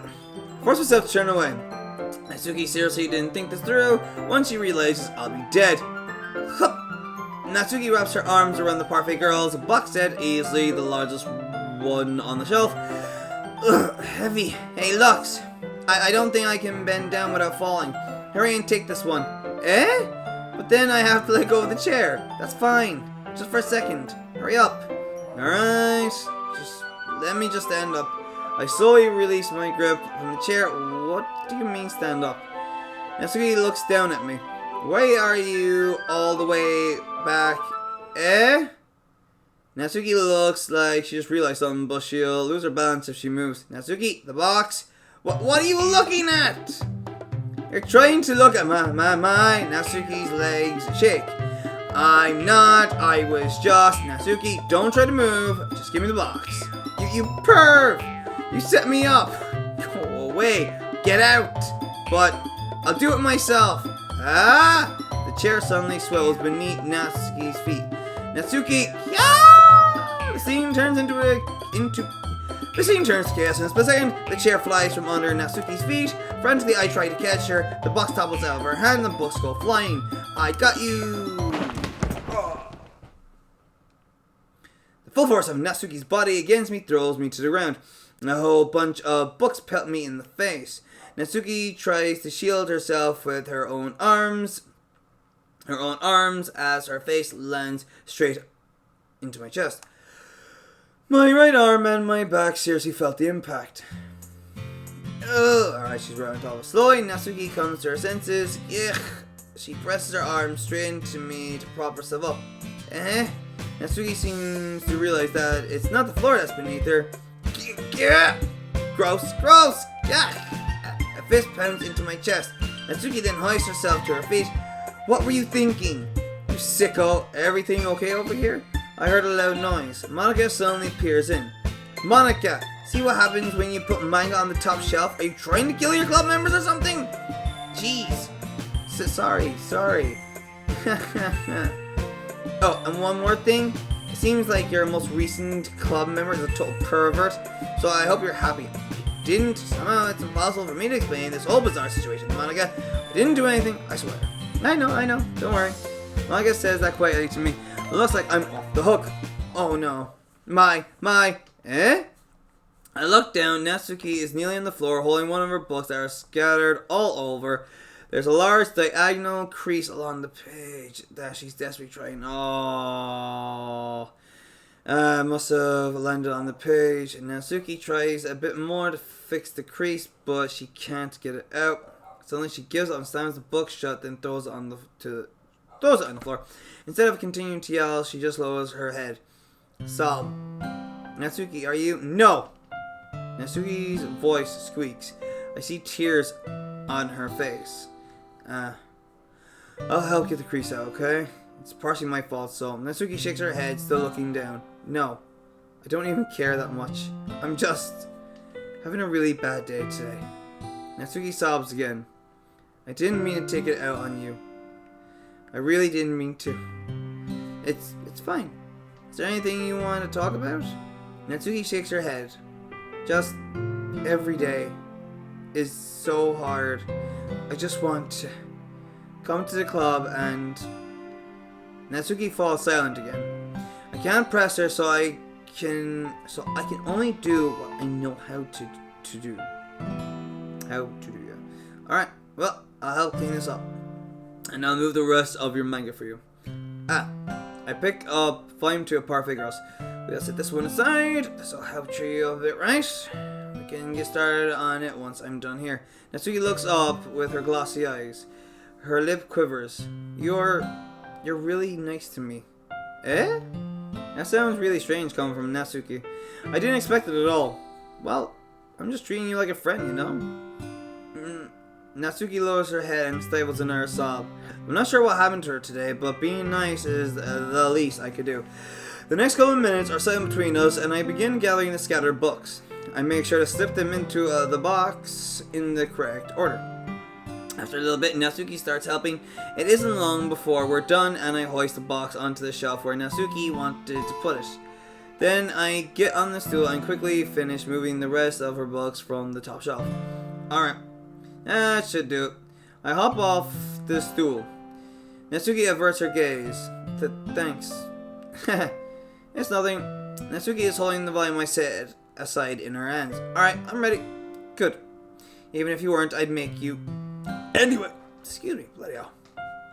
You're taking responsibility for what you said. You're thinking about cheering me up? If you insist. We sit in the same spot as last time, and I open the second volume. Natsuki's mood quickly improves, laughing and pointing things out to me. She's surprisingly sharp, making note of a lot of subtle repeated jokes and background elements. In the end, I'm pretty impressed by how everything ties together in this manga. I guess Natsuki has a good taste after all. After some time, Monica gets our attention as usual, and it's time to share poems again. Guess I'll be holding on to this for now. Yep. Even if you sound more enthusiastic this time. Well, I'm starting to get into it, you know. Hehehe. Told you. Yeah. I return to my seat and slip the book into my bag. Who should I show my poem to first? Natsuki! Natsuki reads my poem. She keeps glancing at me, then back at the poem. By now, she must have read it more than once. Urgh. Is it that bad? No, it's not. It's good, it's really good, okay. There, I said it. Ugh, this wasn't supposed to happen at all. Why can't you just be bad at this? My poems are supposed to impress you, not the other way around. You're trying to impress me? Obviously you think you enjoy Yuri's writing more than mine. Give me a break. Well, in that case, what's the problem with me trying to impress you? I'll tell you, Natsuki's face freezes, like she just realized something. You're trying to impress me? Natsuki vigorously scans her eyes over my poem one more time. Then the poem slips out of her hands and flutters to the floor. I have to use the bathroom. Red-faced Natsuki quickly walks out of the room. Hey, Lux, did you do something to Natsuki? I just saw her rush out like that. You didn't do anything terrible, did you? No. I just told her that my voice gets caught in my throat. There's no one to tell Monica that I'm trying to impress Natsuki. Monica sees the poem lying on the floor and swiftly picks it up. She reads through it, her smile not fading from her face. I see. You wrote this for Natsuki, didn't you? I mean, not really. In fact, didn't she like your poem a lot the other day too? I'm surprised you know her taste so well already. Are you sure you're not cheating, Lux? Cheating? What do you mean by that? Never mind, I'm just kidding. I didn't understand Monica's joke at all. Anyway, how do you think Natsuki feels about you? Oh, you don't need to answer that. It was just something for you to think about. Hey! Natsuki comes up and snatches the poem out of Monica's hand. Neither of us had noticed her re-enter the classroom. Did you read this, Monica? Of course, I liked it. Ugh! You should really stop reading things that aren't for you, you know. You have a bad habit of doing that. Eh? But Lux wrote this poem, and we're supposed to share with everyone, right? Yeah, Natsuki freezes. She apparently forgot that my poem is technically for everyone to read.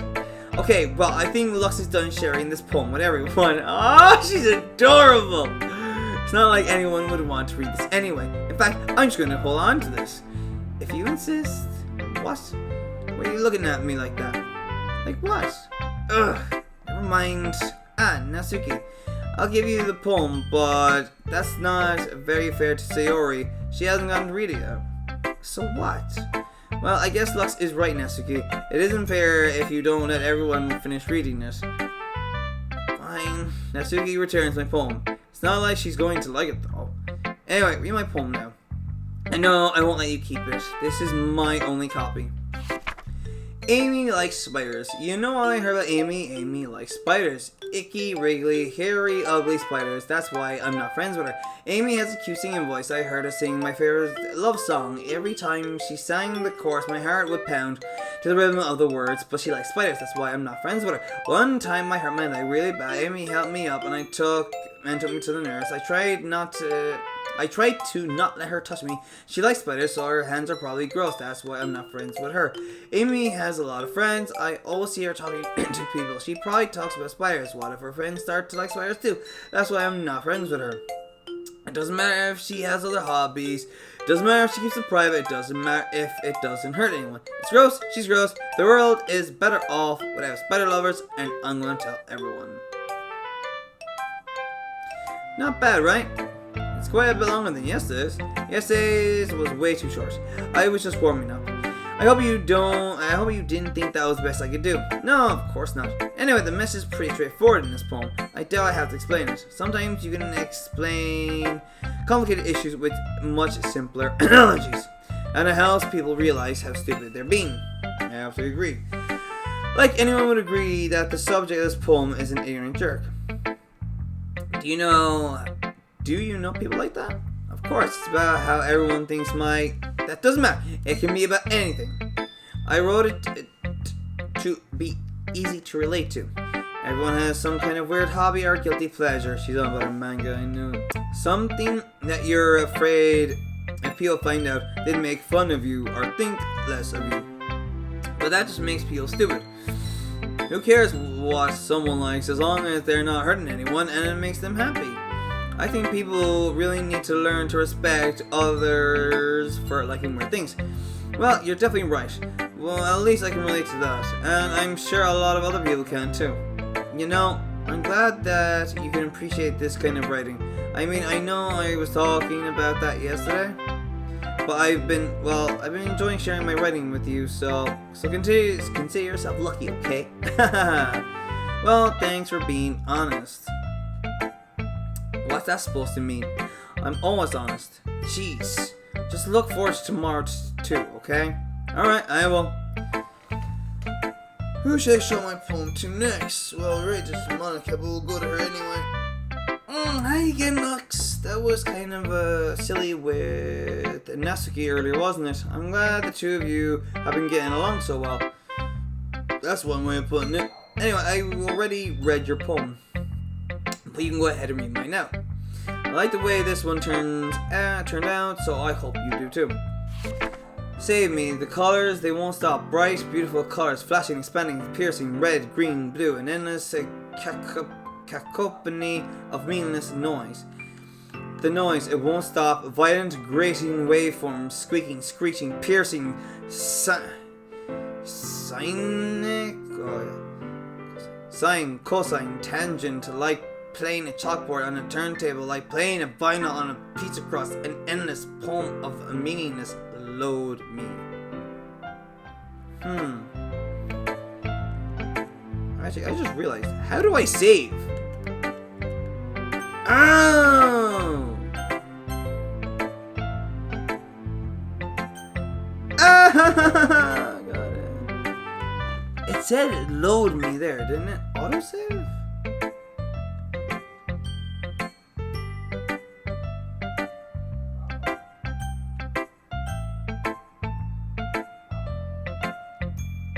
Anyway, it's even more abstract than your last one.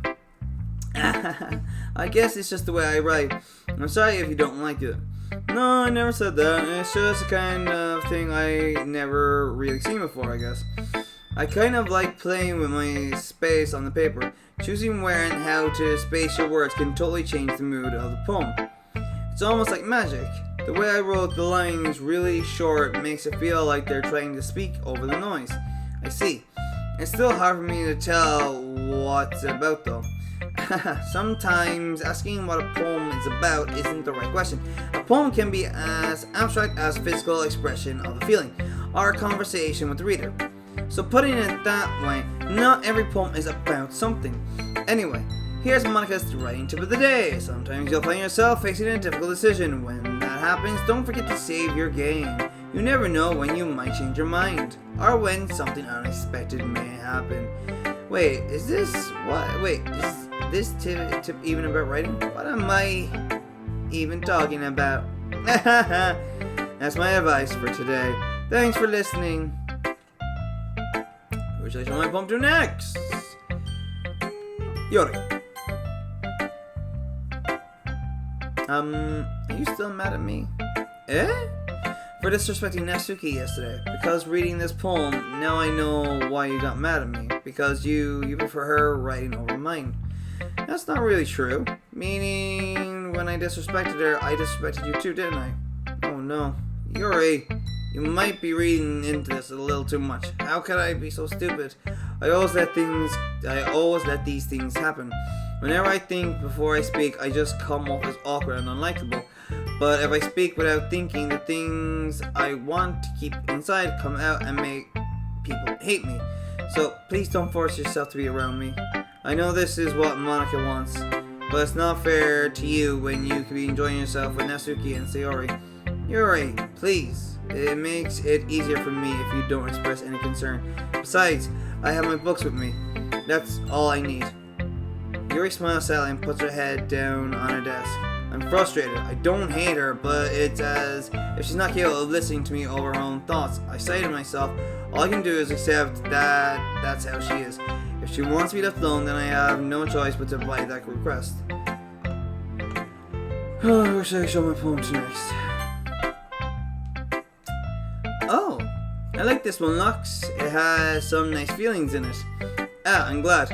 Does that mean it's better than yesterday's? Let me think. I don't know. I guess I like them both. That's not very helpful, you know. Well, I'm not very good at figuring out if poems are good or bad, but that's why I just go by my heart. If it makes me feel things, then it must be a good poem. I'm not sure that's exactly how it works. Then again, I guess conveying feelings is a pretty important part of this whole thing. Yeah, maybe. Honestly, I don't even know what kind of writing you like in the first place. Yeah, me neither. Why don't you at least try giving this some thought? You want to write something for me? That's so sweet. Yeah, right. But you're always thinking about other people. You need to think about yourself once in a while. If you don't, you might end up getting hurt at some point. Well, I don't really know what you mean, but I'll try to keep that in mind. Keep it in mind. Well, whatever. Anyway, let's see. I guess I like happy poems? Wait, sometimes I like sad poems too. Sometimes a little bit of both. There's a word for that, right? What's the word I'm looking for? Bittersweet! Yeah. I like things that are happy and things that are sad. Happy and sad. I can't see you liking something sad, Sayori. Well, I like happy the most. But sometimes when you have a little rain cloud in your head, a sad poem can help the rain cloud, can give the rain cloud a little hug, and make a nice happy rainbow. My head. Sayori, that's unexpectedly poetic. It is? Maybe I'm getting better at expressing my feelings after all. Thanks, Lux. I should go write that down then. You can read my poem now, okay? Balls. I pop off my scalp like the lid of a cookie jar. It's the secret place where I keep all my dreams. Little balls of sunshine all rubbing together like a bundle of kittens. I reach inside with my thumb and forefinger, pluck one out. It's warm and tingly, but there's no time to waste. I put it in a bottle to keep it safe, and I put the bottle on the shelf with all the other bottles. Happy thoughts, happy thoughts, happy thoughts, and bottles all in a row. My collection makes me lots of friends, each bottle a starlight to make. And then sometimes my friends feel a certain way, and down comes a bottle to save the day, night after night, more dreams, friend after friend, more bottles, deeper and deeper my fingers go, like exploring a dark cave, discovering the secrets hiding in the nooks and crannies, digging and digging, scraping and scraping. I blow dust off my bottle caps. It doesn't feel like time elapsed. My empty shelf could use some more. My friends look through my locked front door. Finally all done, I open up and in come my friends. In they come in such a hurry. Do they want my bottles that much? I finally pull them from the shelf, one after the other, holding them out to each and every friend, each and every bottle, but every time I let one go, it shatters against the tile between my feet. Happy thoughts, in shards all over the floor. They were supposed to be for my friends who aren't smiling. They're all shouting, pleading something, but all I hear is echo, echo, echo, echo, echo inside my head. Holy crap! Sayori, did you really write this? Of course I did. Did I tell you yesterday I was going to write the best poem ever? Yeah, but, I mean, I didn't expect something like this coming from you. Monica taught me a whole lot, and I've been really in touch with my feelings recently. I see that. It's almost kind of creepy. Creepy? Well, not exactly. Maybe because I'm so used to you being so cheerful. Well, never mind. I'm thinking too hard about it. The point is, it came out good, so you should be proud of it. Oh, thanks. I feel like I was meant to express myself this way. It even helps me understand my own feelings a little bit better. Writing is like magic. You've gotten pretty passionate about this, huh? I hope you keep it up. Yeah, writing's the best. I'm gonna keep writing until I die. Don't get ahead of yourself. Sayori's always had a habit of getting obsessed with something before dropping it no more than a week later. I wonder if this is one of those times, but seeing the passion in her eyes makes it hard for me to be pessimistic. Okay everyone, we're all done reading each other's poems, right? I have something extra planned today, so if everyone could come sit at the front of the room. Is this about the festival? Well, sort of. Do we really have to do something for the festival? It's not like we can put together something good in just a few days. Well, we'll just end up embarrassing ourselves. Instead of getting any new members. That's a concern of mine as well. I don't really do well with last minute preparations. Don't worry so much. We're going to keep it simple, okay? We won't need much more than a few decorations. Sayori has been working on posters and I've designed some pamphlets we can give out during the event. Okay, that's great and all, but that doesn't tell us what we're actually going to be doing for the event. Ah, sorry, I thought you heard about it already. I'm going to be performing? But, Monica? Yeah, we're going to be having a poetry performance. Each of us are going to choose a poem to recite during the event. But the cool part is, we're also going to let anyone else come up and recite poems too. Sayori's putting on all posters in case anyone wants to prepare ahead of time. Sayori, who's been coloring a poster, hold it up for us to see. Are you kidding me, Monica? You didn't already start putting those posters up, did you? Well, I did. Do you really think it's that bad of an idea? Well, no, it's not a bad idea, but I didn't sign up for this, you know. There's no way I'm going to be performing in front of a group of people like that. I agree with Natsuki. I could never in my life do something like that. Imagining this, Yuri shakes her head in fear. Guys, no, Sayori, I understand where they're coming from. Remember that Natsuki and Yuri have never shared their poems with anyone until just a couple of days ago. It's a lot to ask for them to recite their poems out loud to a whole room full of people. I guess I kind of overlooked that, so I'm sorry. But I still think we should give it our best. We're the only ones responsible for the fate of this club. If we start the event and put on a good performance, then it will inspire the others to do the same. And the more people who perform, the better we'll be able to show everyone what literature is all about. Yeah, it's about expressing your feelings, being intimate with yourself, finding new horizons, and having fun. That's right. And it's those reasons that we're all in the club today. Don't you want to share it with the others? To inspire them to find the same feeling that brought you here in the first place? I know you do. I know we all do. And if all it takes is standing in front of the room for 2 minutes and reciting a poem, then I know you can do it. Natsuki and Yuri remain silent. Sayori looks worried. I guess that leaves me no choice. I agree. I don't think it's too much to ask. I think that Sayori and Monica have been trying really hard to get new members. The least we could do is help them out a little bit.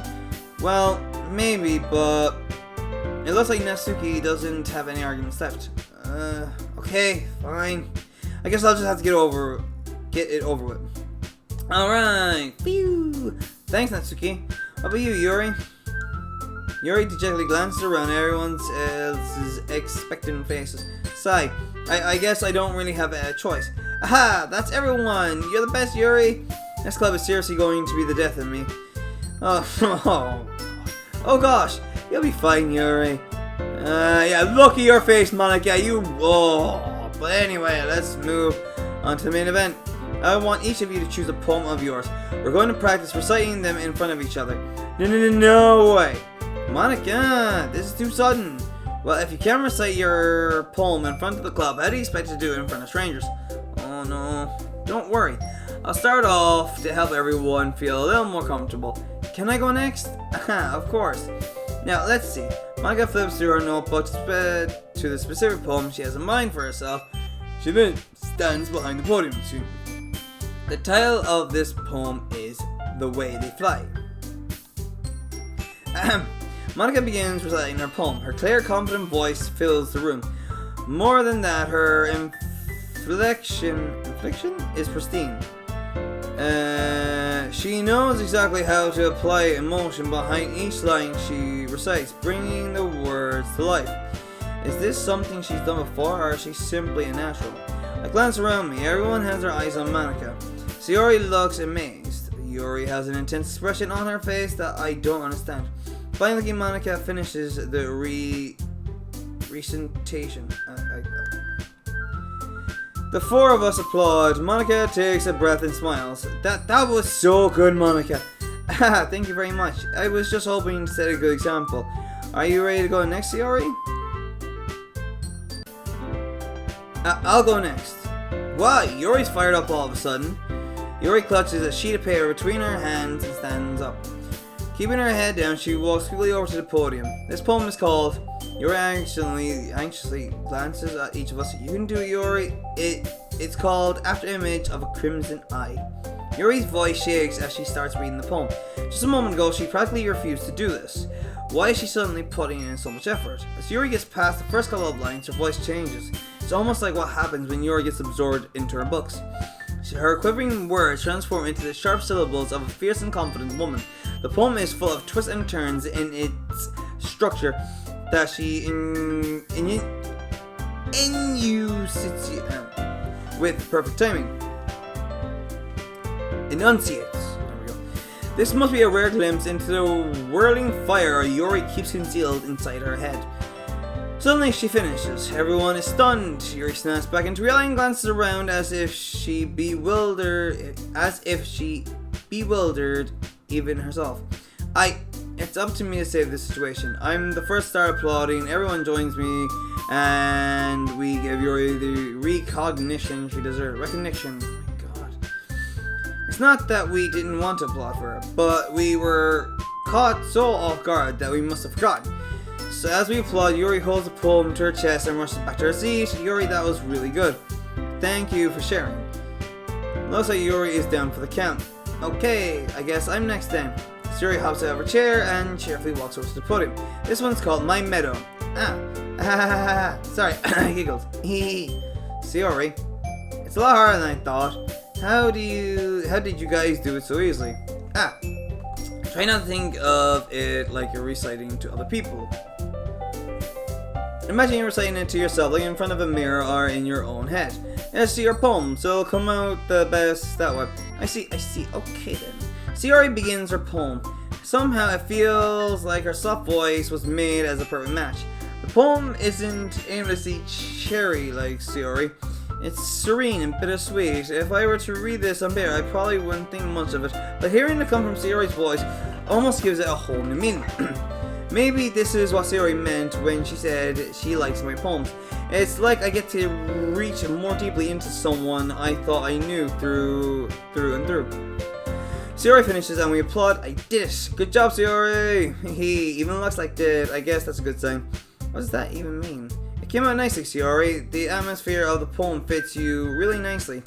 But it might be that other poems wouldn't work quite as well with that kind of delivery. Yeah? I don't really understand. In other words, I've seen poems of yours where that sort of gentle delivery wouldn't work as well. They might need a little more force behind them, depending on what you're reading. Oh, I know what you mean. Well, I've been practicing that kind of thing. It's just embarrassing to do it in front of everyone. The next time I'm going to make make you pick a poem that challenges you a little more.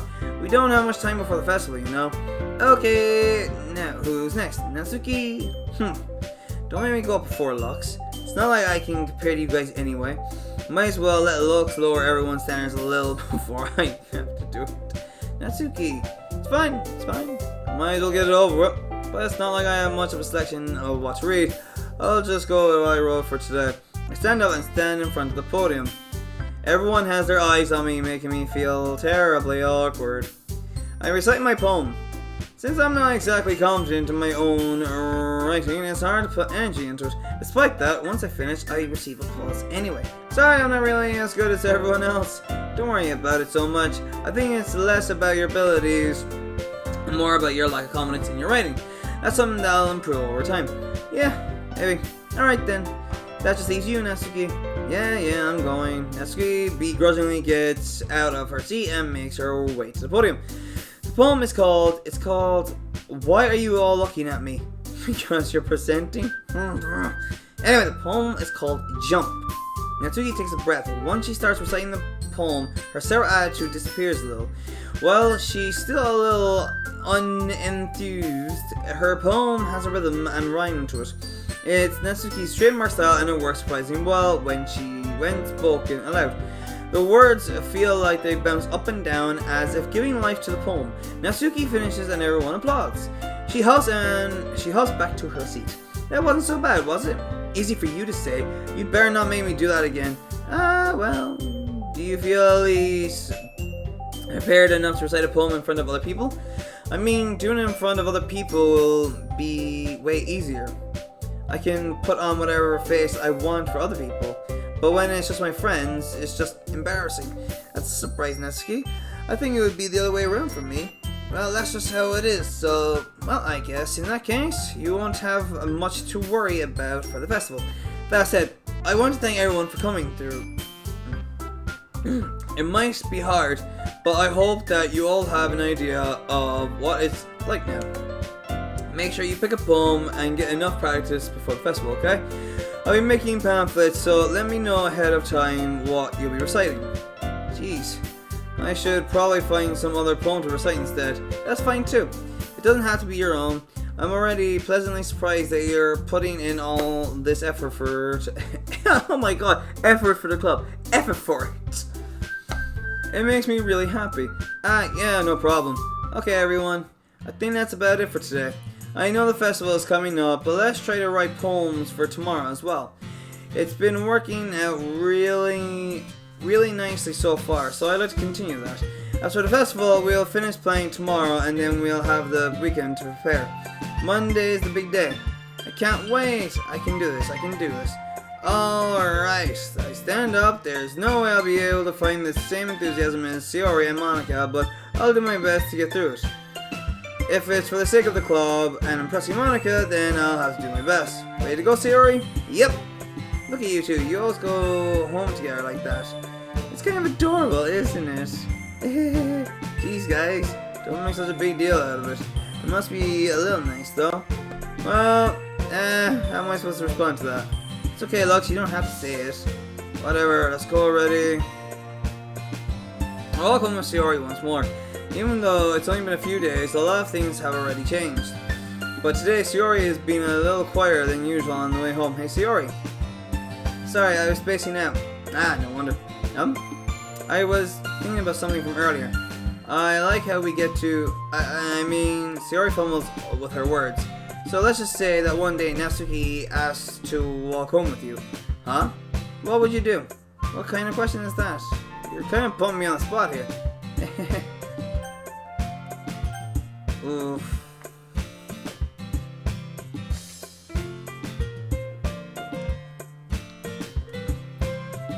Oh god, look, I know.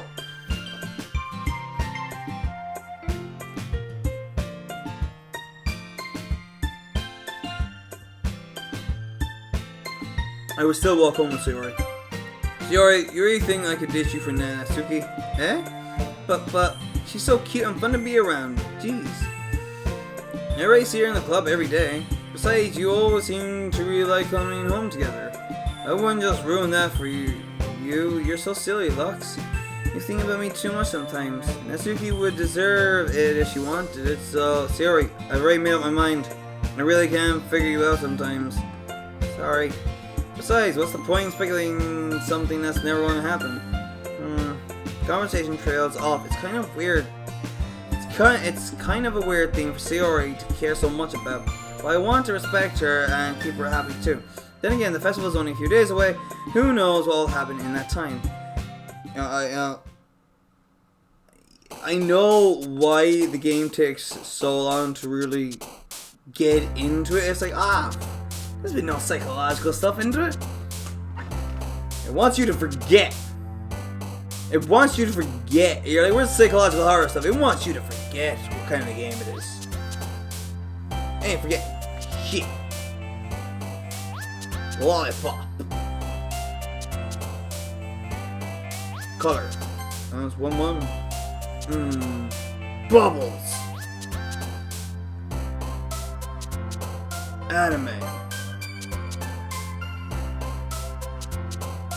Joy. Damn it. Pure.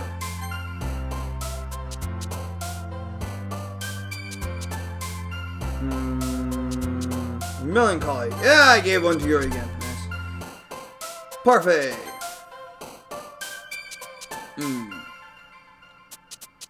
Hearts. Kawaii! Candy! Ribbon! Bunny! Kitty! Sweet! Oh. Alright, pink. Obviously. Papa? Oh my god, I knew it. I knew it. I knew it. Oh. Special. She's special, isn't she? Shiny. Depression. How does that not go to Yuri?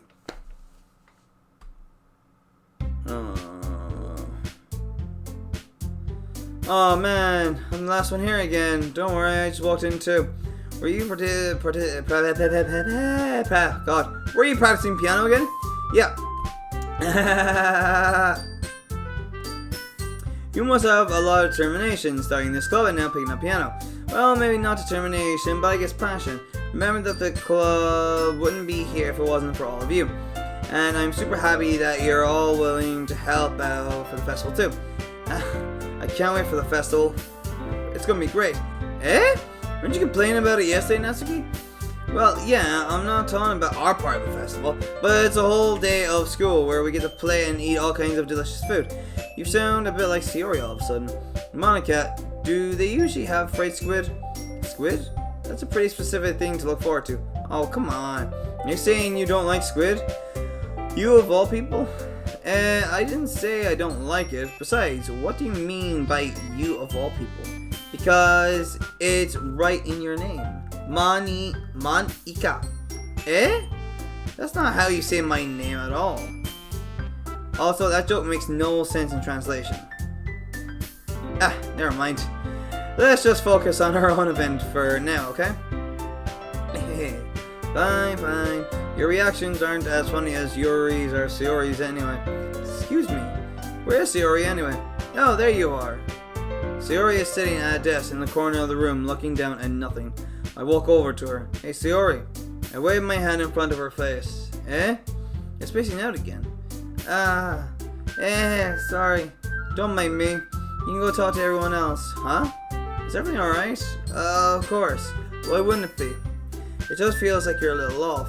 Sorry for assuming things. Jeez, you worry too much about me. I'm fine, see? Sayori showed me a big smile. Don't let me distract you from having fun with everyone. Oh, alright. If you say so. Right, that's why that word went with her. I worriedly glanced at Sayori before turning back towards everyone else. The conversation is already dispersed with everyone back at their usual activities. Maybe I should ask Monica if she noticed anything about Sayori recently. Since they've been preparing for the festival, they must be spending a lot of time together. I timidly approach Monica, who is shuffling through some papers at her desk. Dude, walk away. Lux, what's up? Hey, this might sound a little strange, but have you noticed anything up with Sayori recently? Anything up with her? In what way do you mean? Maybe I'm reading into it a little too much, but she seems a little downcast today. Oh, you think so? I can't say I haven't noticed anything about her. Monica peers across the room at Sayori, who is idly dragging a rubber eraser up and down her desk. Maybe there is something on her mind. But I'm surprised I'm not the one asking you, Lux. You certainly know her a lot better than I do. Yeah, but she's never really like this. She's always talked to me about things that bothered her. But this time when I asked her, she was really dismissive. Sorry, I know it's not your problem. I just wanted to ask if you knew anything, so I'll drop it now. No, it's important to me too. I mean, I'm also friends with her, and I also care about the well-being of my club members, you know? Maybe I'll try talking to her myself. Are you sure about that? She seemed like she wanted to be left alone. Are you sure? Maybe she just has a hard time bringing it up with the person of interest. Person of interest? What do you mean by that? I'm saying that maybe the thing on her mind is you, Lux. Me? How on earth would you come to that conclusion? Well, I probably shouldn't say too much, but Sayori talks about you more than anything else, you know? She's been so much happier ever since you joined the club. It's like an extra light was turned on inside of her. Jesus. What? No way. Sayori's always like that. She's always been full of sunshine. It's not any different now than it always has been. You're so funny, Lux. Have you thought that maybe you've always seen her so cheerful because that's just how she is when she's around you? I said too much. I'm sorry. What do I know anyway? I didn't mean to jump to conclusions, so you should just forget what I said. I'll try to talk to her, so try not to think about it for now. Alright. Monica smiles meaningfully. I know she said to forget it, but I already know that I won't be able to get her words out of my head. Monica stands up from her desk and walks across the room to where Sayori is sitting. I watch her kneel down next to Sayori and gently talk to her, but she's keeping her voice so quiet that I can't hear her from here. I sigh and sit myself down. I know Sayori told me not to worry about her and to have fun with everyone else. And that's impossible to do when she's behaving like this. Exactly how much do I care about her that I'm letting this weigh me down so much? Now it feels like I'm the one behaving out of the ordinary, but there's nothing I can do besides wait for Monica. Hey, you. I look up at Natsuki next to me. Are you just gonna sit there and keep staring at nothing? There isn't that much time, so... sorry, I didn't mean to make you worry or anything. It's not like I'm worried. I was just... Natsuki glances down at her side. She's holding a volume of manga in her hand. That's right. Somebody just came up for a minute. But we can get started now. I won't make you wait any longer. Jeez. Now you're making me feel like a jerk. If something's bothering you, then you can just tell me to leave you alone, and I will. I mean, I'm assuming you didn't feel like talking about it or anything. She practically mumbles the last part. Nah, I'm probably making it seem like a bigger deal than it is. I've just been thinking about Sayori, that's all. Sayori? Thinking about her? Yeah, she seems pretty down today. But she didn't want to admit it to me, so I can't help but wonder if something happened to her. Oh, Natsuki exhales. Well, first of all, you should really work on your phrasing. But anyway, you're her best friend, right? Yeah, I guess so. Yeah. Then in that case, I think you should trust her a little more. If she needed you, then you would be the first person she would go to, right? Well, I guess that's true. I mean, some people just have those days. You can't always avoid it. If anything, she probably doesn't want you to worry about her because it's not important. Yeah, that's kind of what she said to me. Maybe it's not right for me to go against her wishes. Exactly. If she needs you to worry about her, then it'll be a lot more obvious. Yeah. I should have thought of it that way from the start. Natsuki fiddles with the book she's holding in her hands. She really means a lot to you, doesn't she? Don't get the wrong idea or anything. We've just been friends for a long time. It's normal to be worried about your friends. I mean, you were worried about me, so I was not. Jeez, if you're fine, then let's hurry and get started already. Yeah. Okay, everyone. After some time passes, Monica calls her to the club room. Why don't we share our poems now? Before I know it, everything's back to normal. Everyone goes to receive their poems, and I do the same. I make eye contact with Monica, and she smiles. I wonder what she was talking about with Sayori. Sayori. It's nice, I guess. Come on, I can already tell you don't like it. Well, you don't need to worry about what I think. After all, you wrote this for someone else, didn't you? Probably Natsuki. Eh? Didn't write this for anyone specifically. Maybe that's not really what I meant though. But it's okay. You're making new friends, just like I was hoping. That makes me really happy. And you're happy too, right? In this club? Well, of course I am. Good. That's all that matters to me. Thank you, Lux. Sayori, is there something wrong? Huh? No, nothing. I'm just a little tired today. Alright. Just tell me if you need anything. I will. Don't worry about me, okay? You can go play with everyone else now. If you insist. Yay. I'm gonna go home a little bit early today. Sayori, tell Malaka I wasn't feeling well, okay? I'll see you tomorrow. Before I can say anything else, Sayori cheerfully walks out of the classroom, humming to herself. Monica. Hey Lux, have you thought about what you want to submit to perform at the festival? Well, being in this club is one thing, but performing in front of a bunch of people, I'll have to give it some more thought. Okay, no pressure. But whatever you do, I'm sure it'll turn out great. It would also make me happy to see. Anyway, let's take a look at today's poem. Sure. I let Monica take the poem I'm holding in my hands. Sticking with the Natsuki style once more, I see. You really like Natsuki, don't you? Oh come on, Lux. It's all suspicious, you know? Spending time with her in the club room every day, pretending you like the manga that she's into. You know how Natsuki is. If I don't indulge her, she'll end up gating me. Hate me, eh?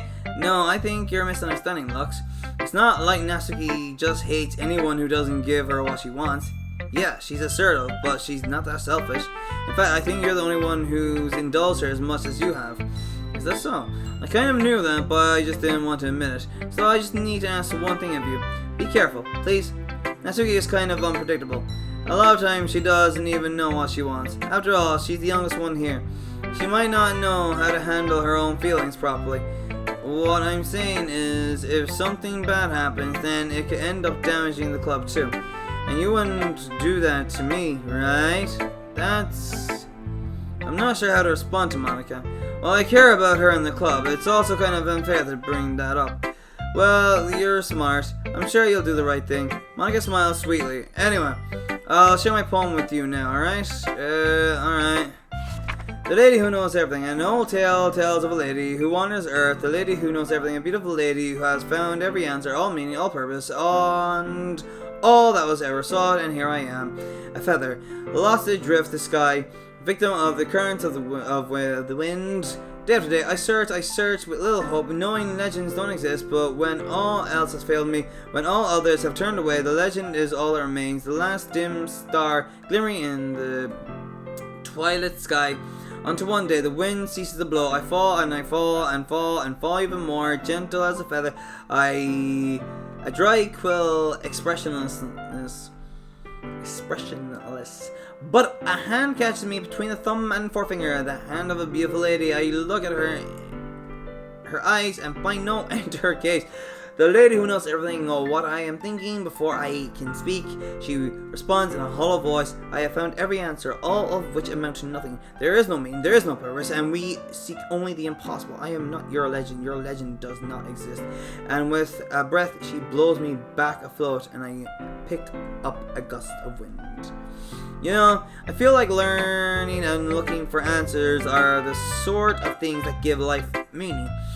Not to get too philosophical or anything, but it was kind of on my mind, so that's what I wrote about. I see. I never really put much thought into it. In a way, it's almost paradoxical.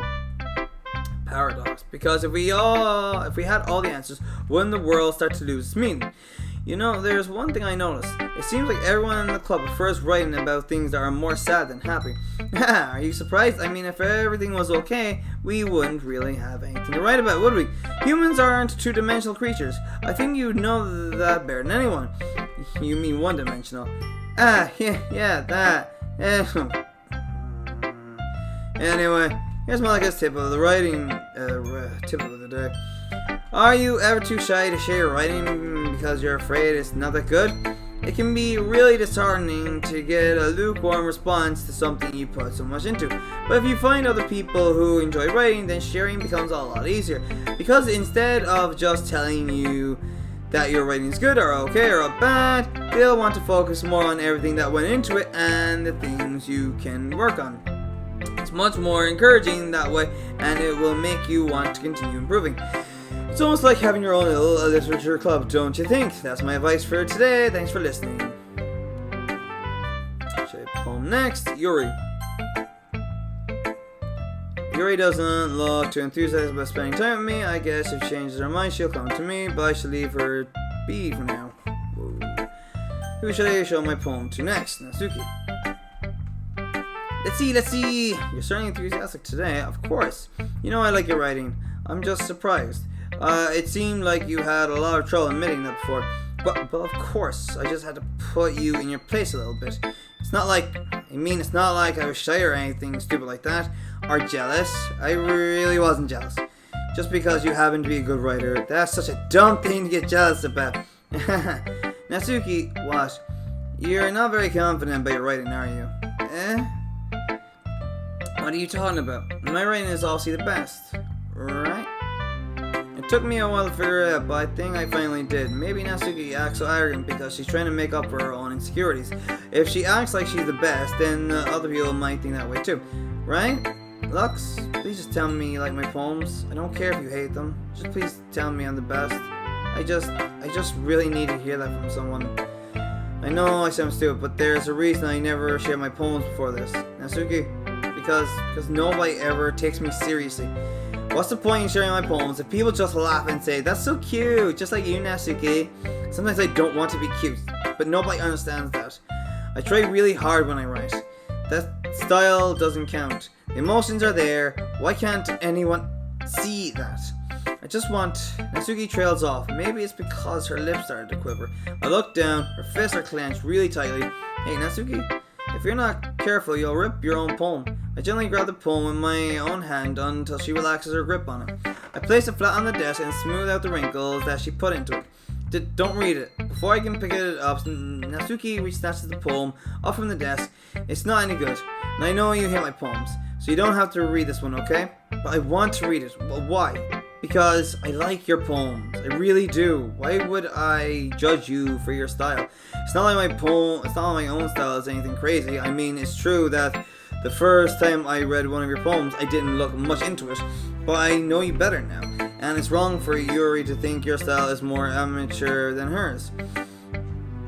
And Sayori, she always means well, but sometimes she's so focused on simple happiness that she doesn't understand what people really want.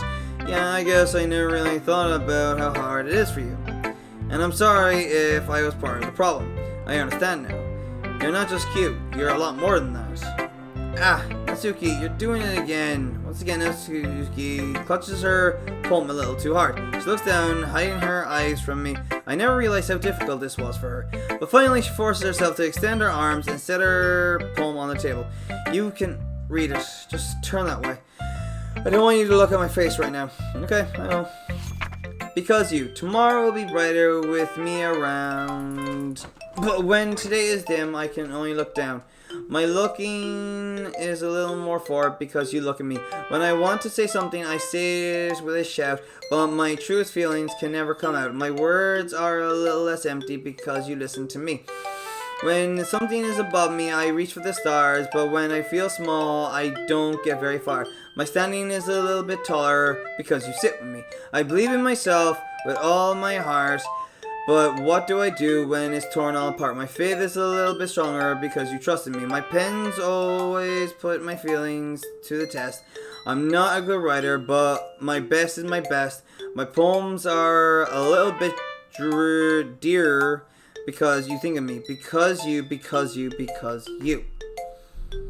Why are you looking at me like that? If you don't like it, then just say it. I won't get mad. No, it's not that I don't like it. It was just a little surprising to read. I guess I'm not used to hearing such nice things coming from you. Don't just say that, dummy. What do you think the point of writing is? Expressing things that you can't just say. Yeah, I understand. I'm sorry for missing the point sometimes. I always mean well, and I'm happy that you showed this to me. I liked it. Well, yeah, I'm a pro, so Natsuki mumbles, completely failing to sound confident like she usually does. Just remember that I can think things sometimes too. You know, when you're nice to me, it's meaningful. I'm glad. Sensing Natsuki is satisfied, I start to hand the poem back to her. But as I do, Natsuki takes my hand and pushes them back away. Her small, soft hands surprise me with their assertion. I don't want it, eh? Why not? I just don't. Jeez.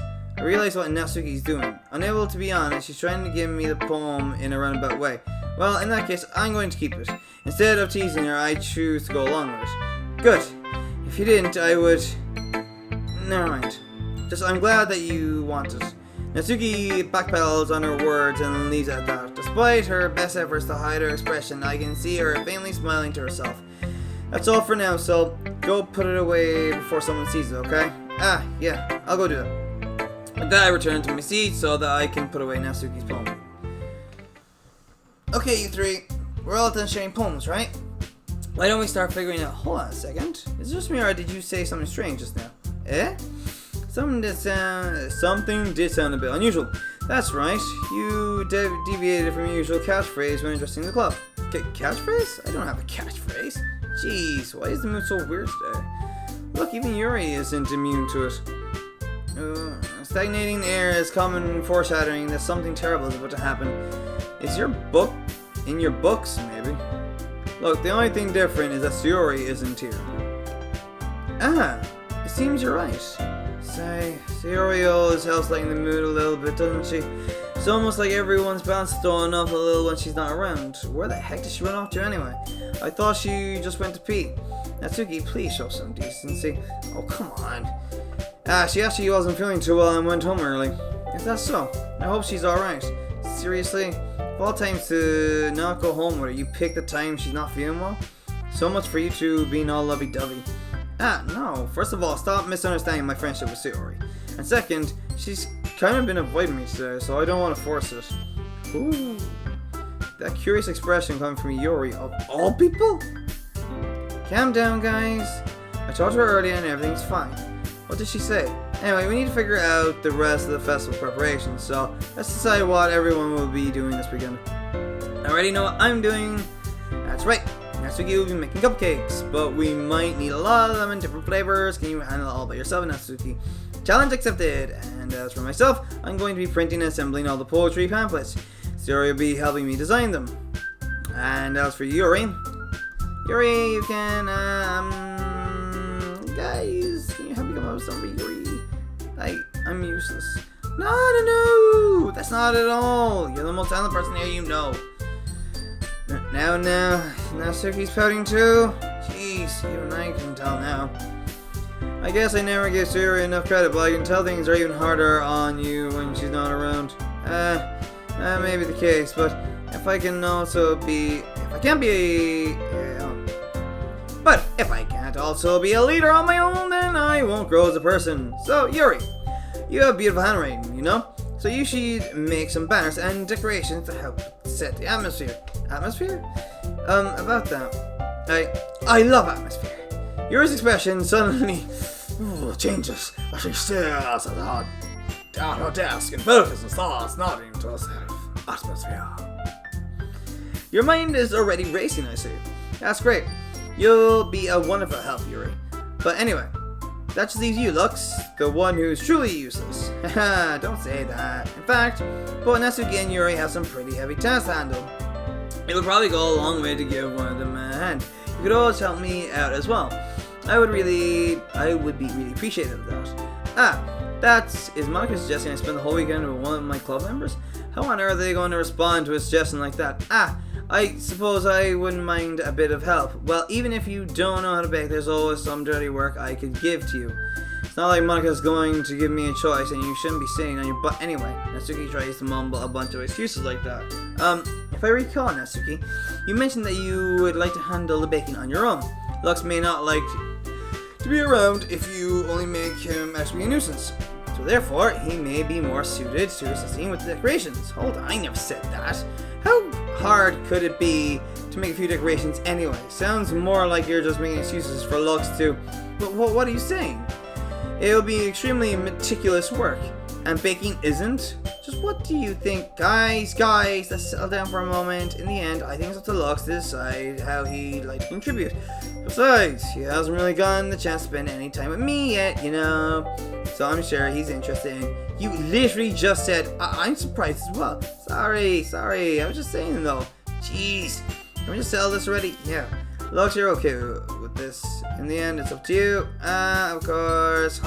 Very well. In that case, everyone looks straight at me, but of course I ain't gonna. I mean, if it's going to be anyone, then I prefer helping Sayori. I mean, we're already neighbors, but Monica said that Sayori was helping her. Jeez, do you really hate us that much? No, sorry, I didn't mean for this to be difficult, just... yeah, Natsuki. Well, baking sounds like it could be fun, and you guys made it sound like a lot of work, so it could probably be used 2 people. Don't worry, baking is a ton of fun. You'll definitely agree. Eh? Just a minute ago you were saying that's because... Never mind, okay? Well, anyway, you'll be fine by yourself, right, Yuri? Of course. I'm used to it, after all. God! Whew! That's good. Even though Yuri is being melodramatic, it's a little hard. It's a little hard to not feel bad. So that's everything, right?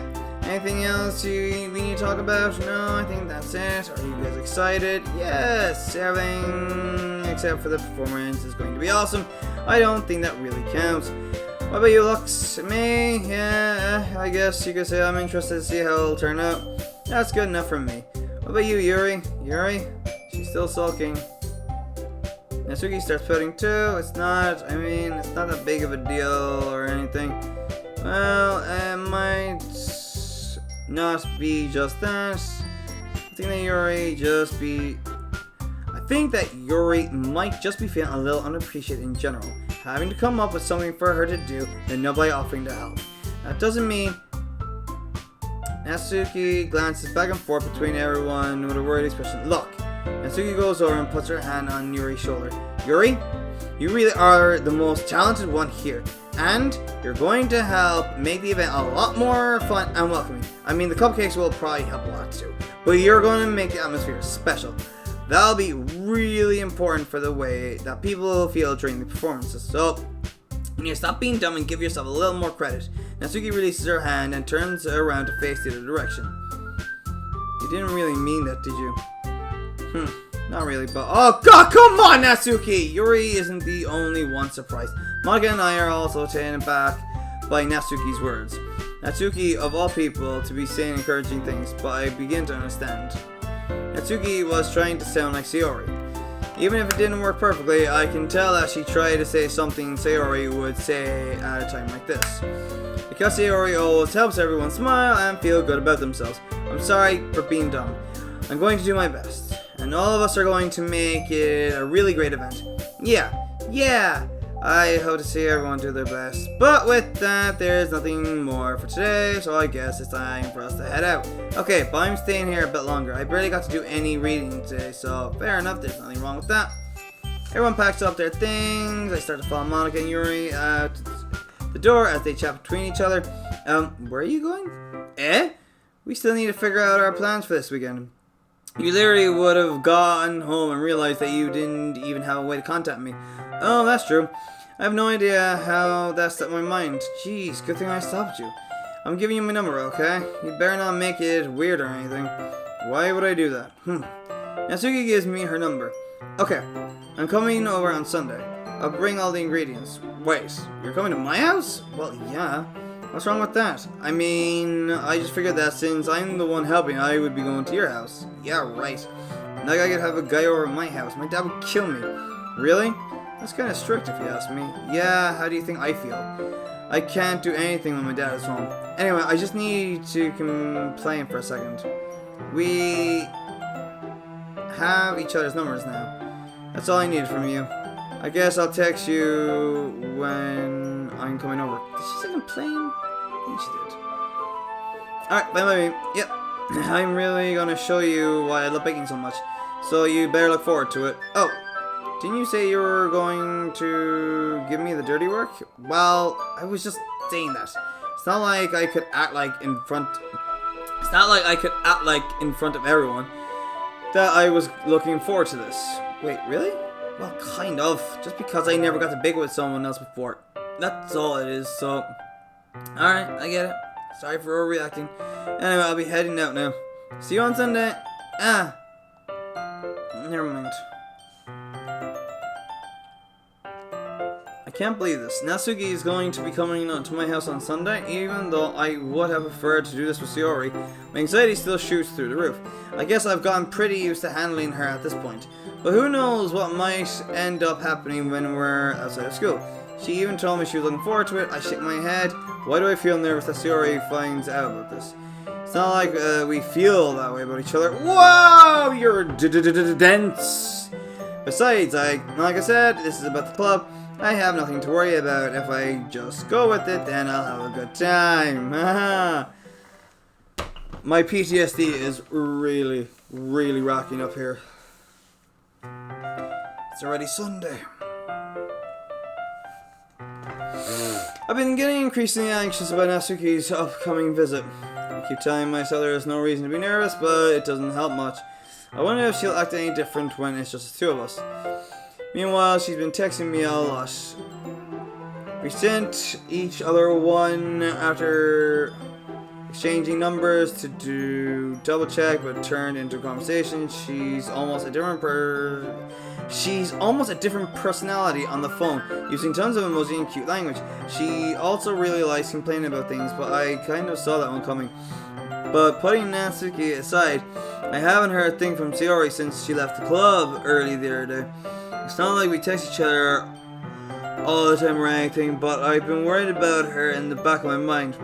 Between what Sayori said and what Monica said, is it really okay for me to put Sayori's feelings aside when she might need me? I decided to visit Sayori before Natsuki comes over rather than asking him. I simply tell her I'm coming over, much like we've done in the past. Once I reach Sayori's house, I knock on the door before entering it myself. Again, we used to play so often that we've made it a habit of simply entering each other's houses. The house is quiet. Sayori isn't anywhere on the first floor, so I assume she's up in her room. It's already strange of her not to run down and greet me. I head up to her bedroom where I finally find her. Sayori. Hi, Lux. I sit down in her room. Sayori forces a smile, but it's easy to tell that she's different. There's a minute of silence between us. You haven't come over like this in a long time, have you? I guess you're right. It's been a long time. Not much has really changed, has it? Sayori's room is as messy as always, but what do you mean? It's not messy, man. I also recognize the same stuffed animals and wall decorations that she's had for years now. If you came over more often, it wouldn't be such a mess. That's because I end up cleaning for you. How come you suddenly wanted to come over today? Are you supposed to help Natsuki today? Yeah, but wait, how did you know about that? Sayori had already left by the time we decided last meeting. Monica told me. It's only natural for her to keep me informed about the festival preparations, right? That's true. But what about you? Aren't you going to be helping Monica today? Of course. But I'm just helping her online. We didn't plan to meet up or anything. So it's just me and Natsuki then. Yep. There's more silence between us. Sayori stares in a random direction. Everything about her behavior is really uncharacteristic. I finally get to the point. I just wanted to see how you were doing. After you left on Friday, when something's wrong, you can't hide it from me. I know you too well. So, Sayori smiles, shaking her head. That's no good, Lux. Eh? Why can't it just be like it's always been? This is all my fault. If I didn't get so weak and accidentally express my feelings, if I didn't make that stupid mistake, then you wouldn't have been worried about me at all. You wouldn't have come here. You wouldn't have even been thinking about me right now. But this is just my punishment, isn't it? I'm getting punished for being so selfish. I think that's why the world decided to have you come over today. It just wants to torture me. Sayori. I grab Sayori by the shoulders. What on earth are you saying? Are you listening to yourself right now? I know something happened to you. There's no other explanation for you to be like this. So tell me already. Until I know, I won't be able to stop thinking about it. Sayori gives me an empty smile. You really put me in a trap, Lux, but you're wrong. Nothing happened to me. I've always been like this. You're just seeing it for the first time. Seeing what? What are you talking about, Sayori? You're really just gonna make me say it, aren't you, Lux? I guess I have no choice this time. The thing is, I've had really bad depression my whole life. Did you know that? Why do you think I'm late to school every day? Because most days I can't even find a reason to get out of bed. What reason is there to do anything when I fully know how worthless I am? Why go to school? Why eat? Why make friends? Why make other people put their energy and caring to waste by having them spend it on me? That's what it feels like. And that's why I just want to make everyone happy, without anyone worrying about me. I'm in shock. I can't even figure out how to respond. How is it possible that Sayori kept this from me the entire time that I've known her? Did she really want so badly for me to just not think about her? Why, Sayori? Why is it that you've never told me about this? It almost feels like I've been betrayed as your close friend. Because if I knew, I would have done everything I could to support you, even if there's only so much that I could do. I would have tried a little bit harder to make every day a little better for you. That's why I'm your friend. All you had to do was tell me. You don't understand at all, Lux. Why do you think I didn't tell you? Because if I told you, then you would have to waste ever caring about me instead of doing important things. I don't want to be cared about. It's bittersweet when people try to care about me. It feels nice sometimes, but it also feels like a bat's being swung against my head. That's why I wanted so badly for you to make friends with everyone else. Helping everyone be happy together is the best thing for me. Then I discovered something else too. Seeing you make friends and getting closer with everyone in the club, it feels like a spear going through my heart. So that's why I decided the world just wants to torture me. Every path leads to nothing but hurt. You're right that I don't understand. I don't understand your feelings at all, Sayori.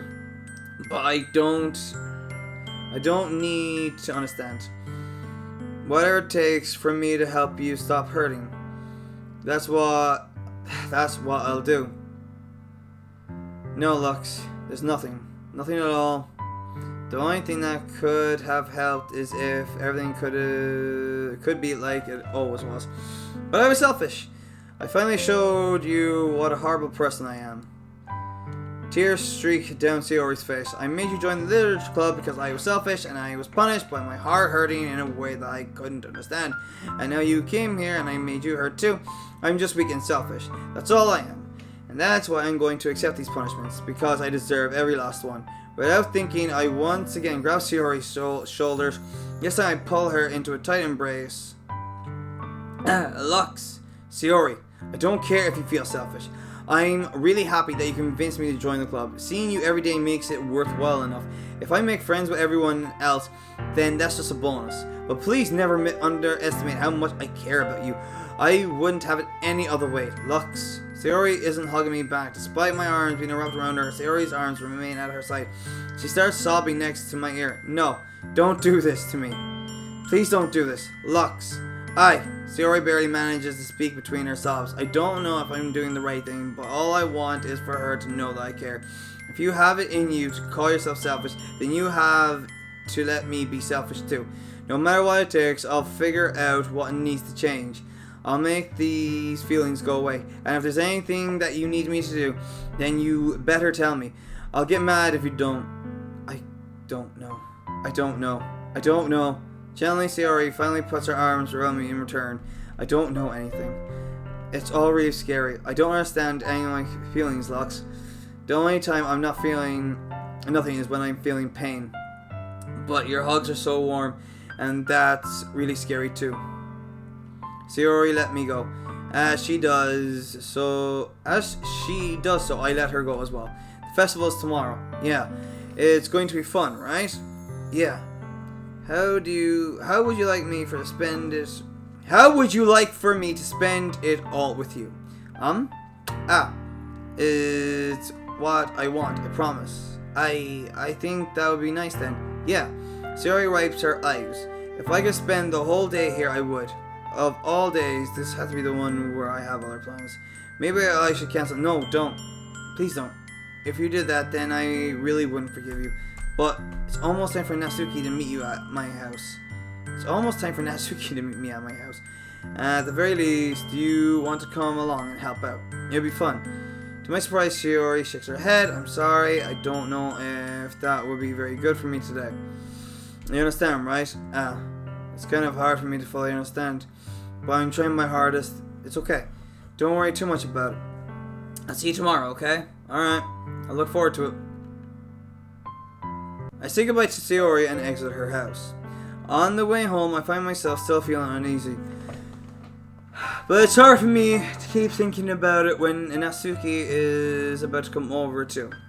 I think Sayori is right. I shouldn't be worried too much, and we're definitely going to have a great time tomorrow. I should just focus on what's ahead of me. Excuse me, I'm feeling like sick. I spent only a few minutes back at home anxiously and waiting for Natsuki's arrival. Before I know it, she texted me to let me know she's outside the front door. About that, I opened the front door to let her in. Sup? Hey, I don't know what I was expecting, but Natsuki in something other than her school uniform totally threw me off. Seeing her in such cute clothes makes the uniform seem totally unfitting in comparison. Jeez, don't make it feel so awkward already. It's going to be a long afternoon, so don't be weird just because you're not used to seeing me outside of school. Anyway, I'm coming in.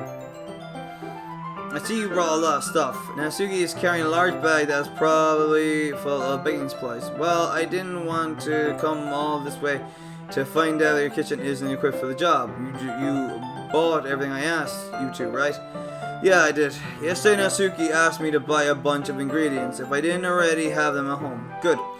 Glad I could count on you to do your part. Well, of course. I'm surprised to hear Natsuki suddenly say that, rather than someone snarky like she suddenly does. Sorry, my brain is just... Could it be that she is a little different outside of school after all? Anyway, let's go to the kitchen. What, you're not even gonna offer to take this heavy bag from me?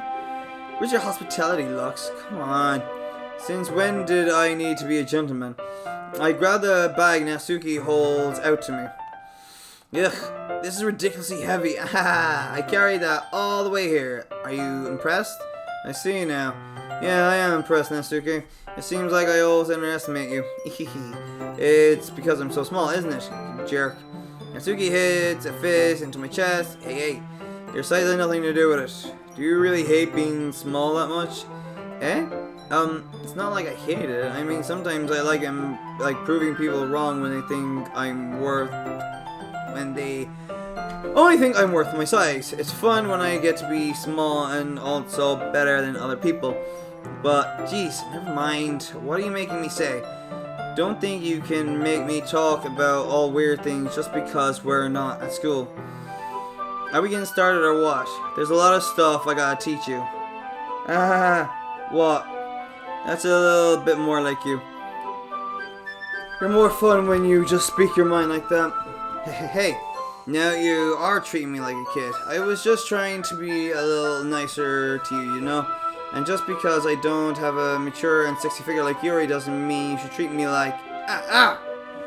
Natsuki catches her words and her face turns red. Natsuki, forget it. I didn't say anything. I should apologize. I appreciate that you were trying to be nicer. I should have been a little more considerate too. But also, if that's what you're thinking, then you should know that there are tons of guys who are into pipe types of yours. That doesn't help. How would you know that anyway? Just trust me on this one. Oh, it did help. Gross. There we go. Hey! Is that to me? Who else? Let's just get started already.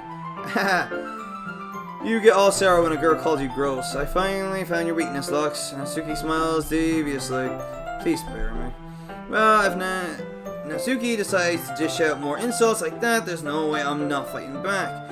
But she's satisfied enough for now, finally starting to pull things out of her bag, so we can get started.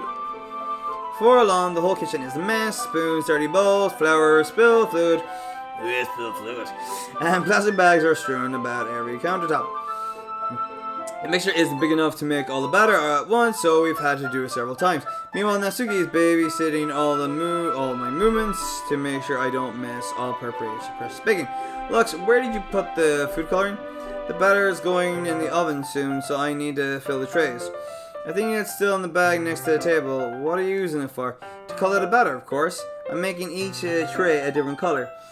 That way, even if the flavors aren't different, everyone can still pick their favorite. Ah, that's a cute idea. Are we doing anything like that with the icing? Do you want to? You're asking me?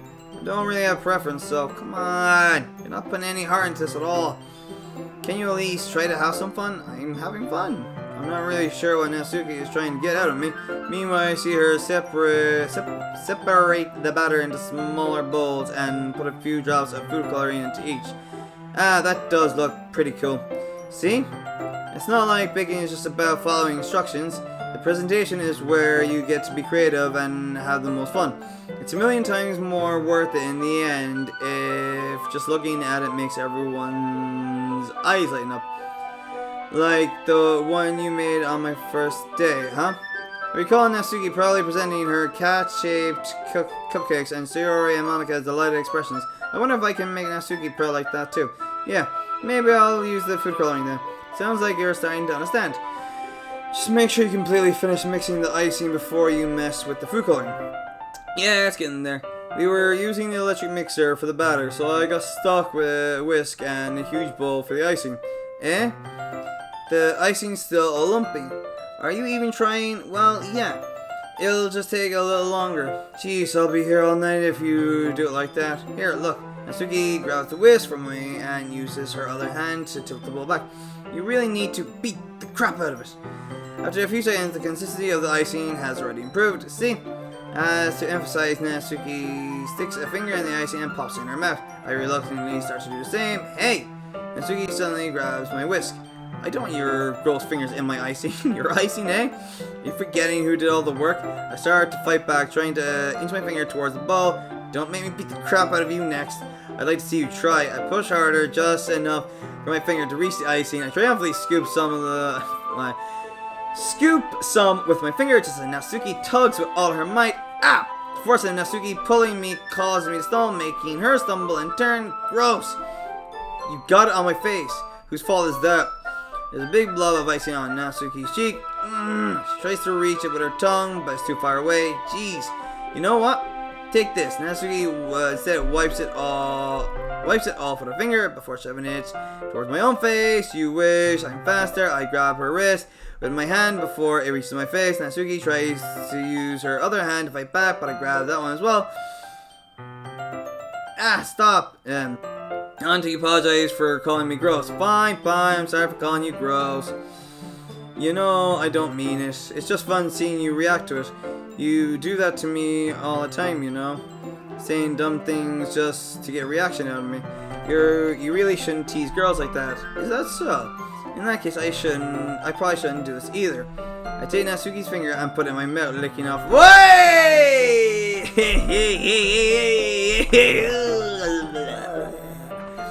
What? Did you just seriously? Natsuki is so surprised that she can't even figure out how to get mad at me. Her face is entirely red. Lux, you really shouldn't do that kind of things to girls unless you really like them. You know that, right? What kind of question is she asking me? Just like that. How did the mood turn to this so quickly? Natsuki gazes at me in silence. I notice her shallow breaths. Why am I starting to feel dizzy?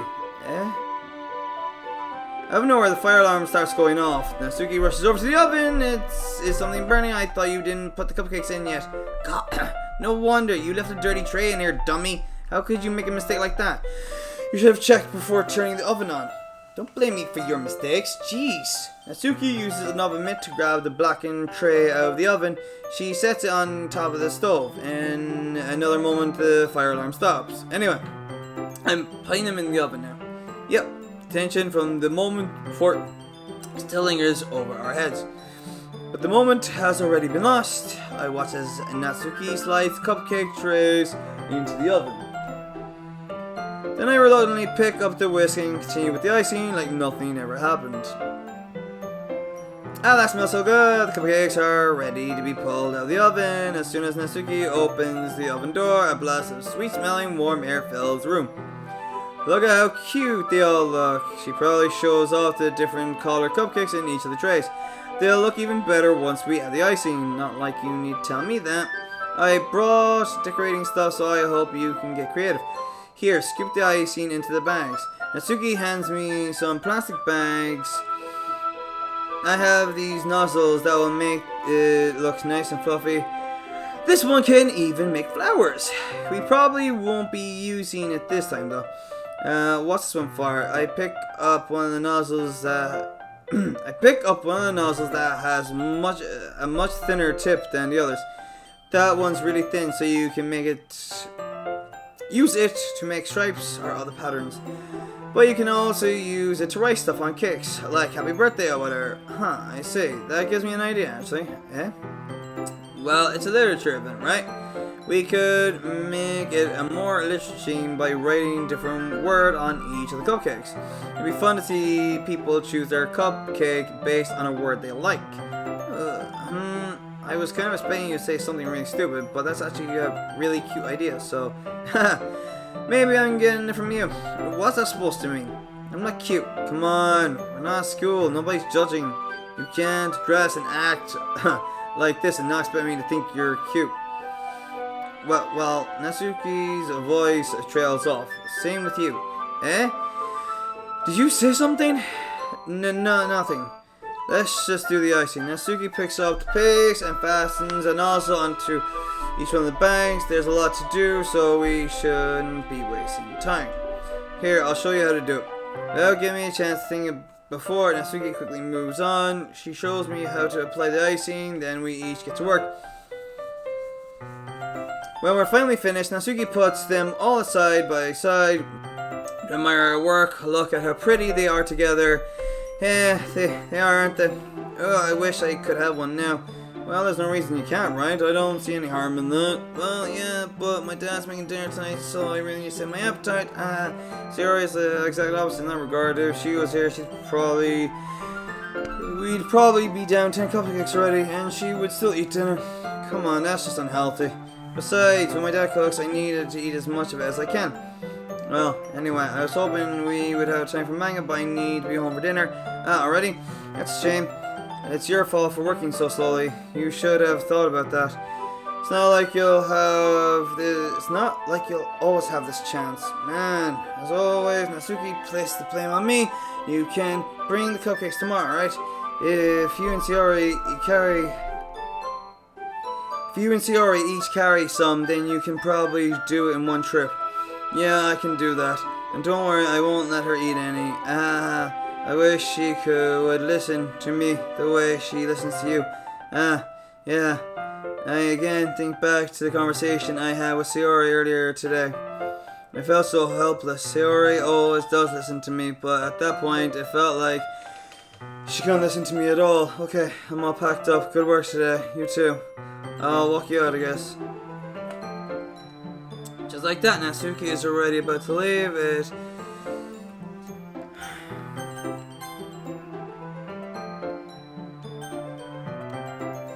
feels like the afternoon went by in a flash. More than that, did I even take the opportunity to get closer to her like I wanted? Well, I guess I'll be off then. Thanks for all the help and everything. I'll see you tomorrow. Wait, Natsuki, what you said before about not always having this chance doesn't have to be that way at all. I had fun today. You showed me how fun baking can be, like you wanted.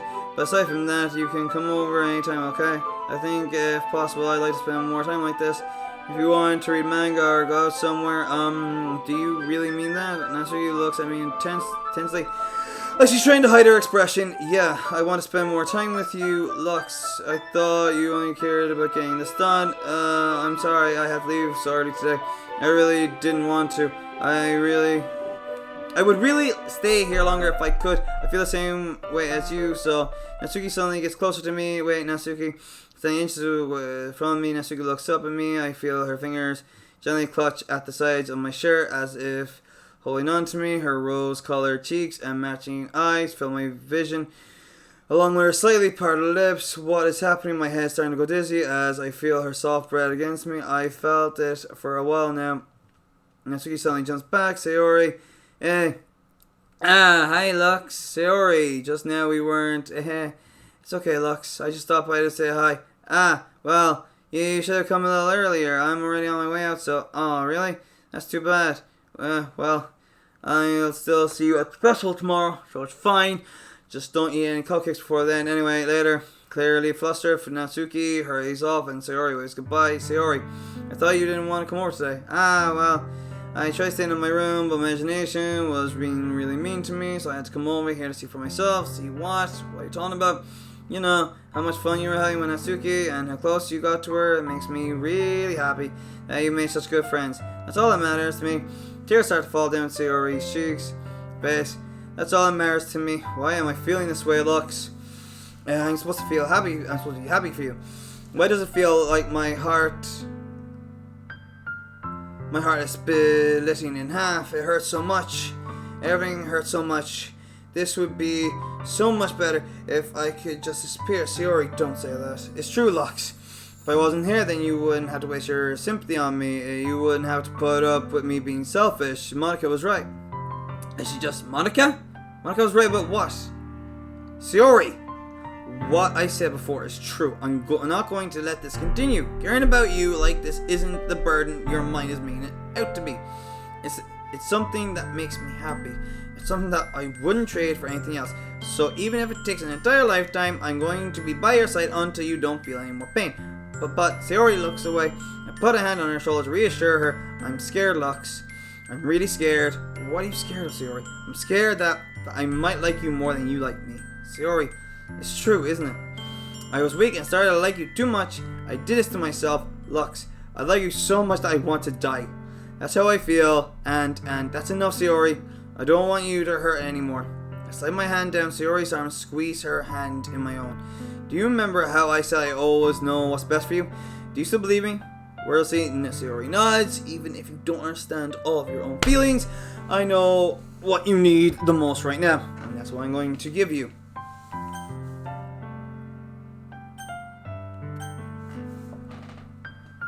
Look, it doesn't matter what the hell I choose. I know what the fuck is coming next. I love you. I love you. Eh? Those are my true feelings, so there's no way you could like me more than I like you.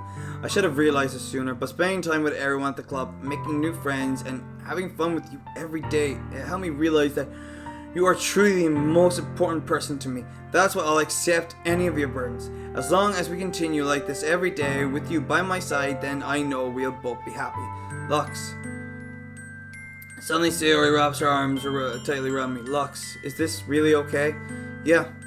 I hold Sayori in my arms and pull her closer. You'll never have to let go of me again. I love you, Lux. I want to be with you forever. Me too. I feel Sayori's grip around me weaken a little bit. What is this? Sayori, I'm supposed to be happy right now. I always thought this would be the happiest moment for me. But why? Even now, why won't the rain clouds go away?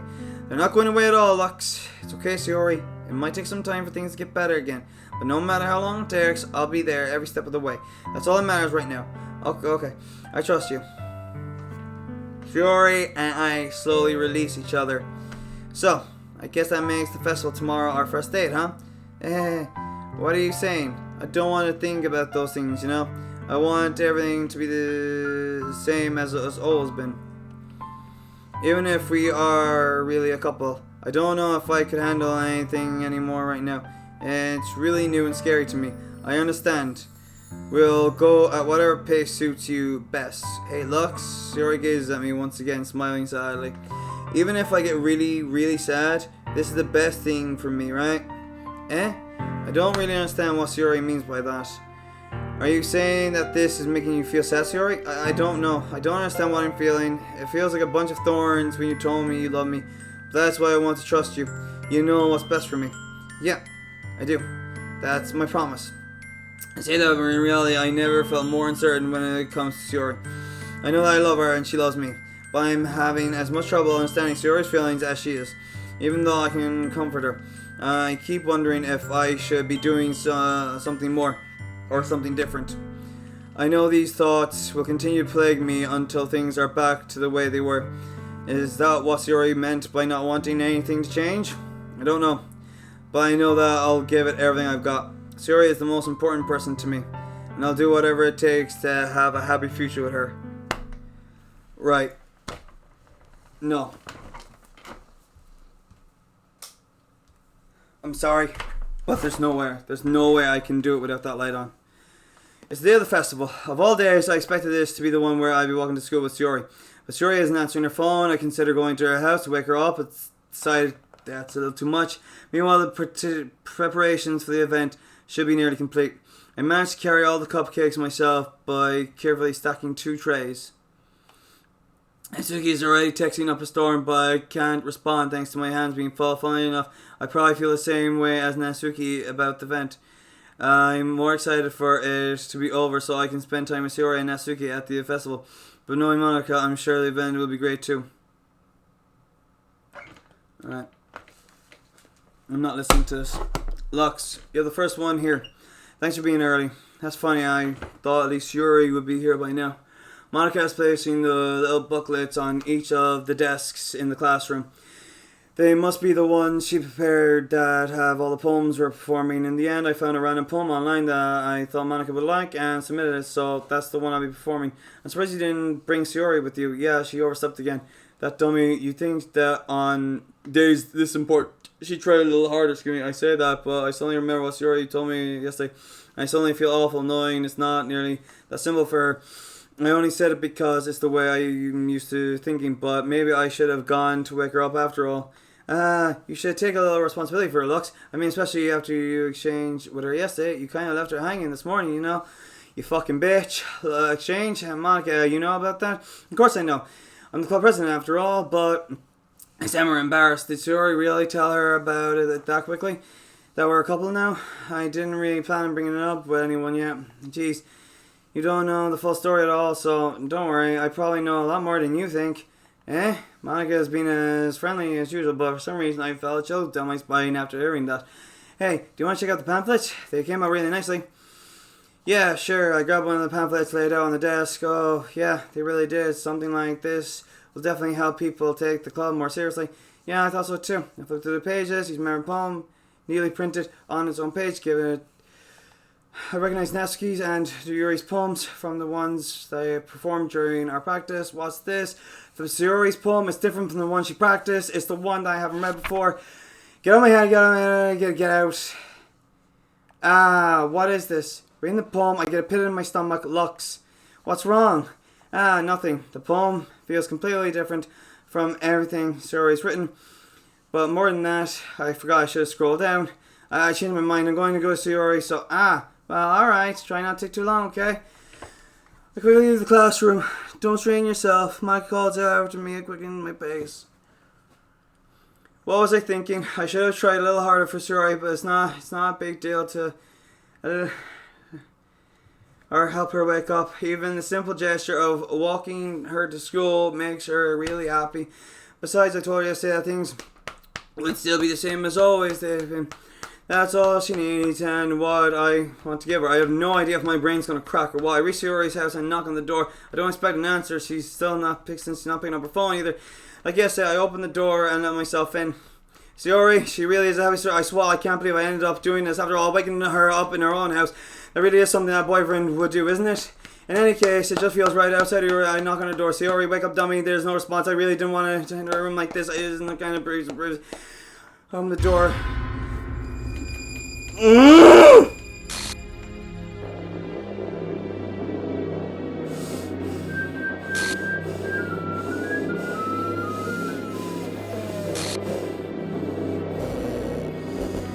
exception has occurred.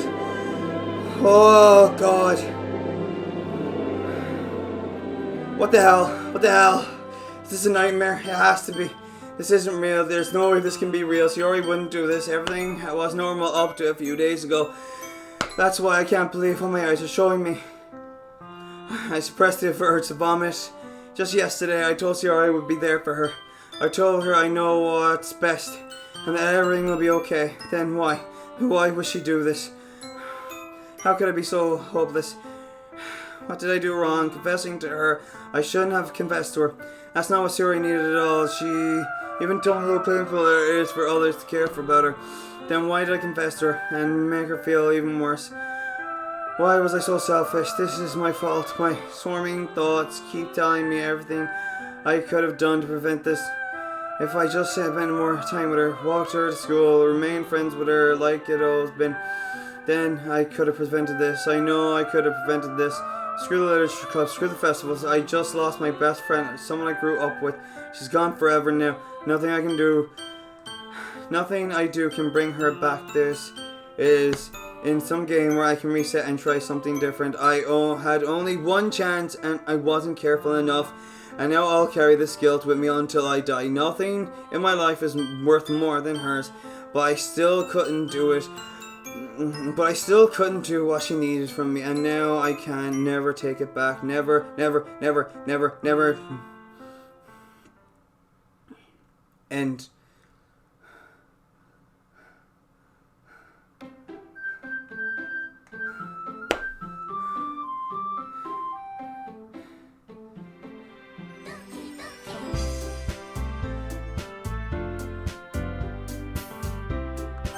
oh, game.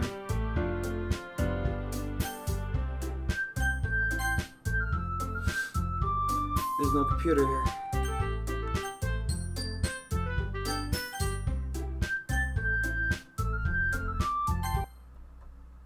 Start a new game, trophy earned. Well, right, so it's gone. Well, if you don't mind, I'm going to leave it there.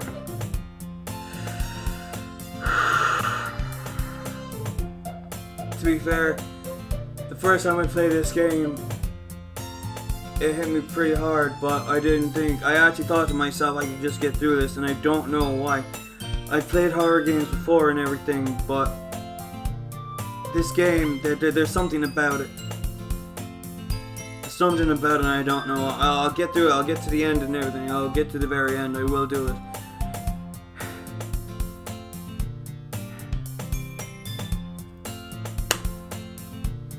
But yeah, like, you know, you probably have played it before, more likely most people have. If you haven't, you know what to expect from this game and everything. What was your first experience of playing DDLC? What happened when you seen Sayori hang herself? Did you pick up on things throughout the game? Did you go down the Yuri route first? Or whose route did you go down first? I actually went down Yuri's route first. That's why I went down to Natsuki's route in this one. I've never done Sayori's route, so I will do that at some point as well. So, you know, and have you played a second time around? Were you able to get through it a lot better than I can? I know if I didn't have that light on, I think I would have actually vomited. Honestly, I would have, I think so. But like I said, let me know your experience down in the comments below. That's it from me, BDB. I will love and leave ye. I will see ye later.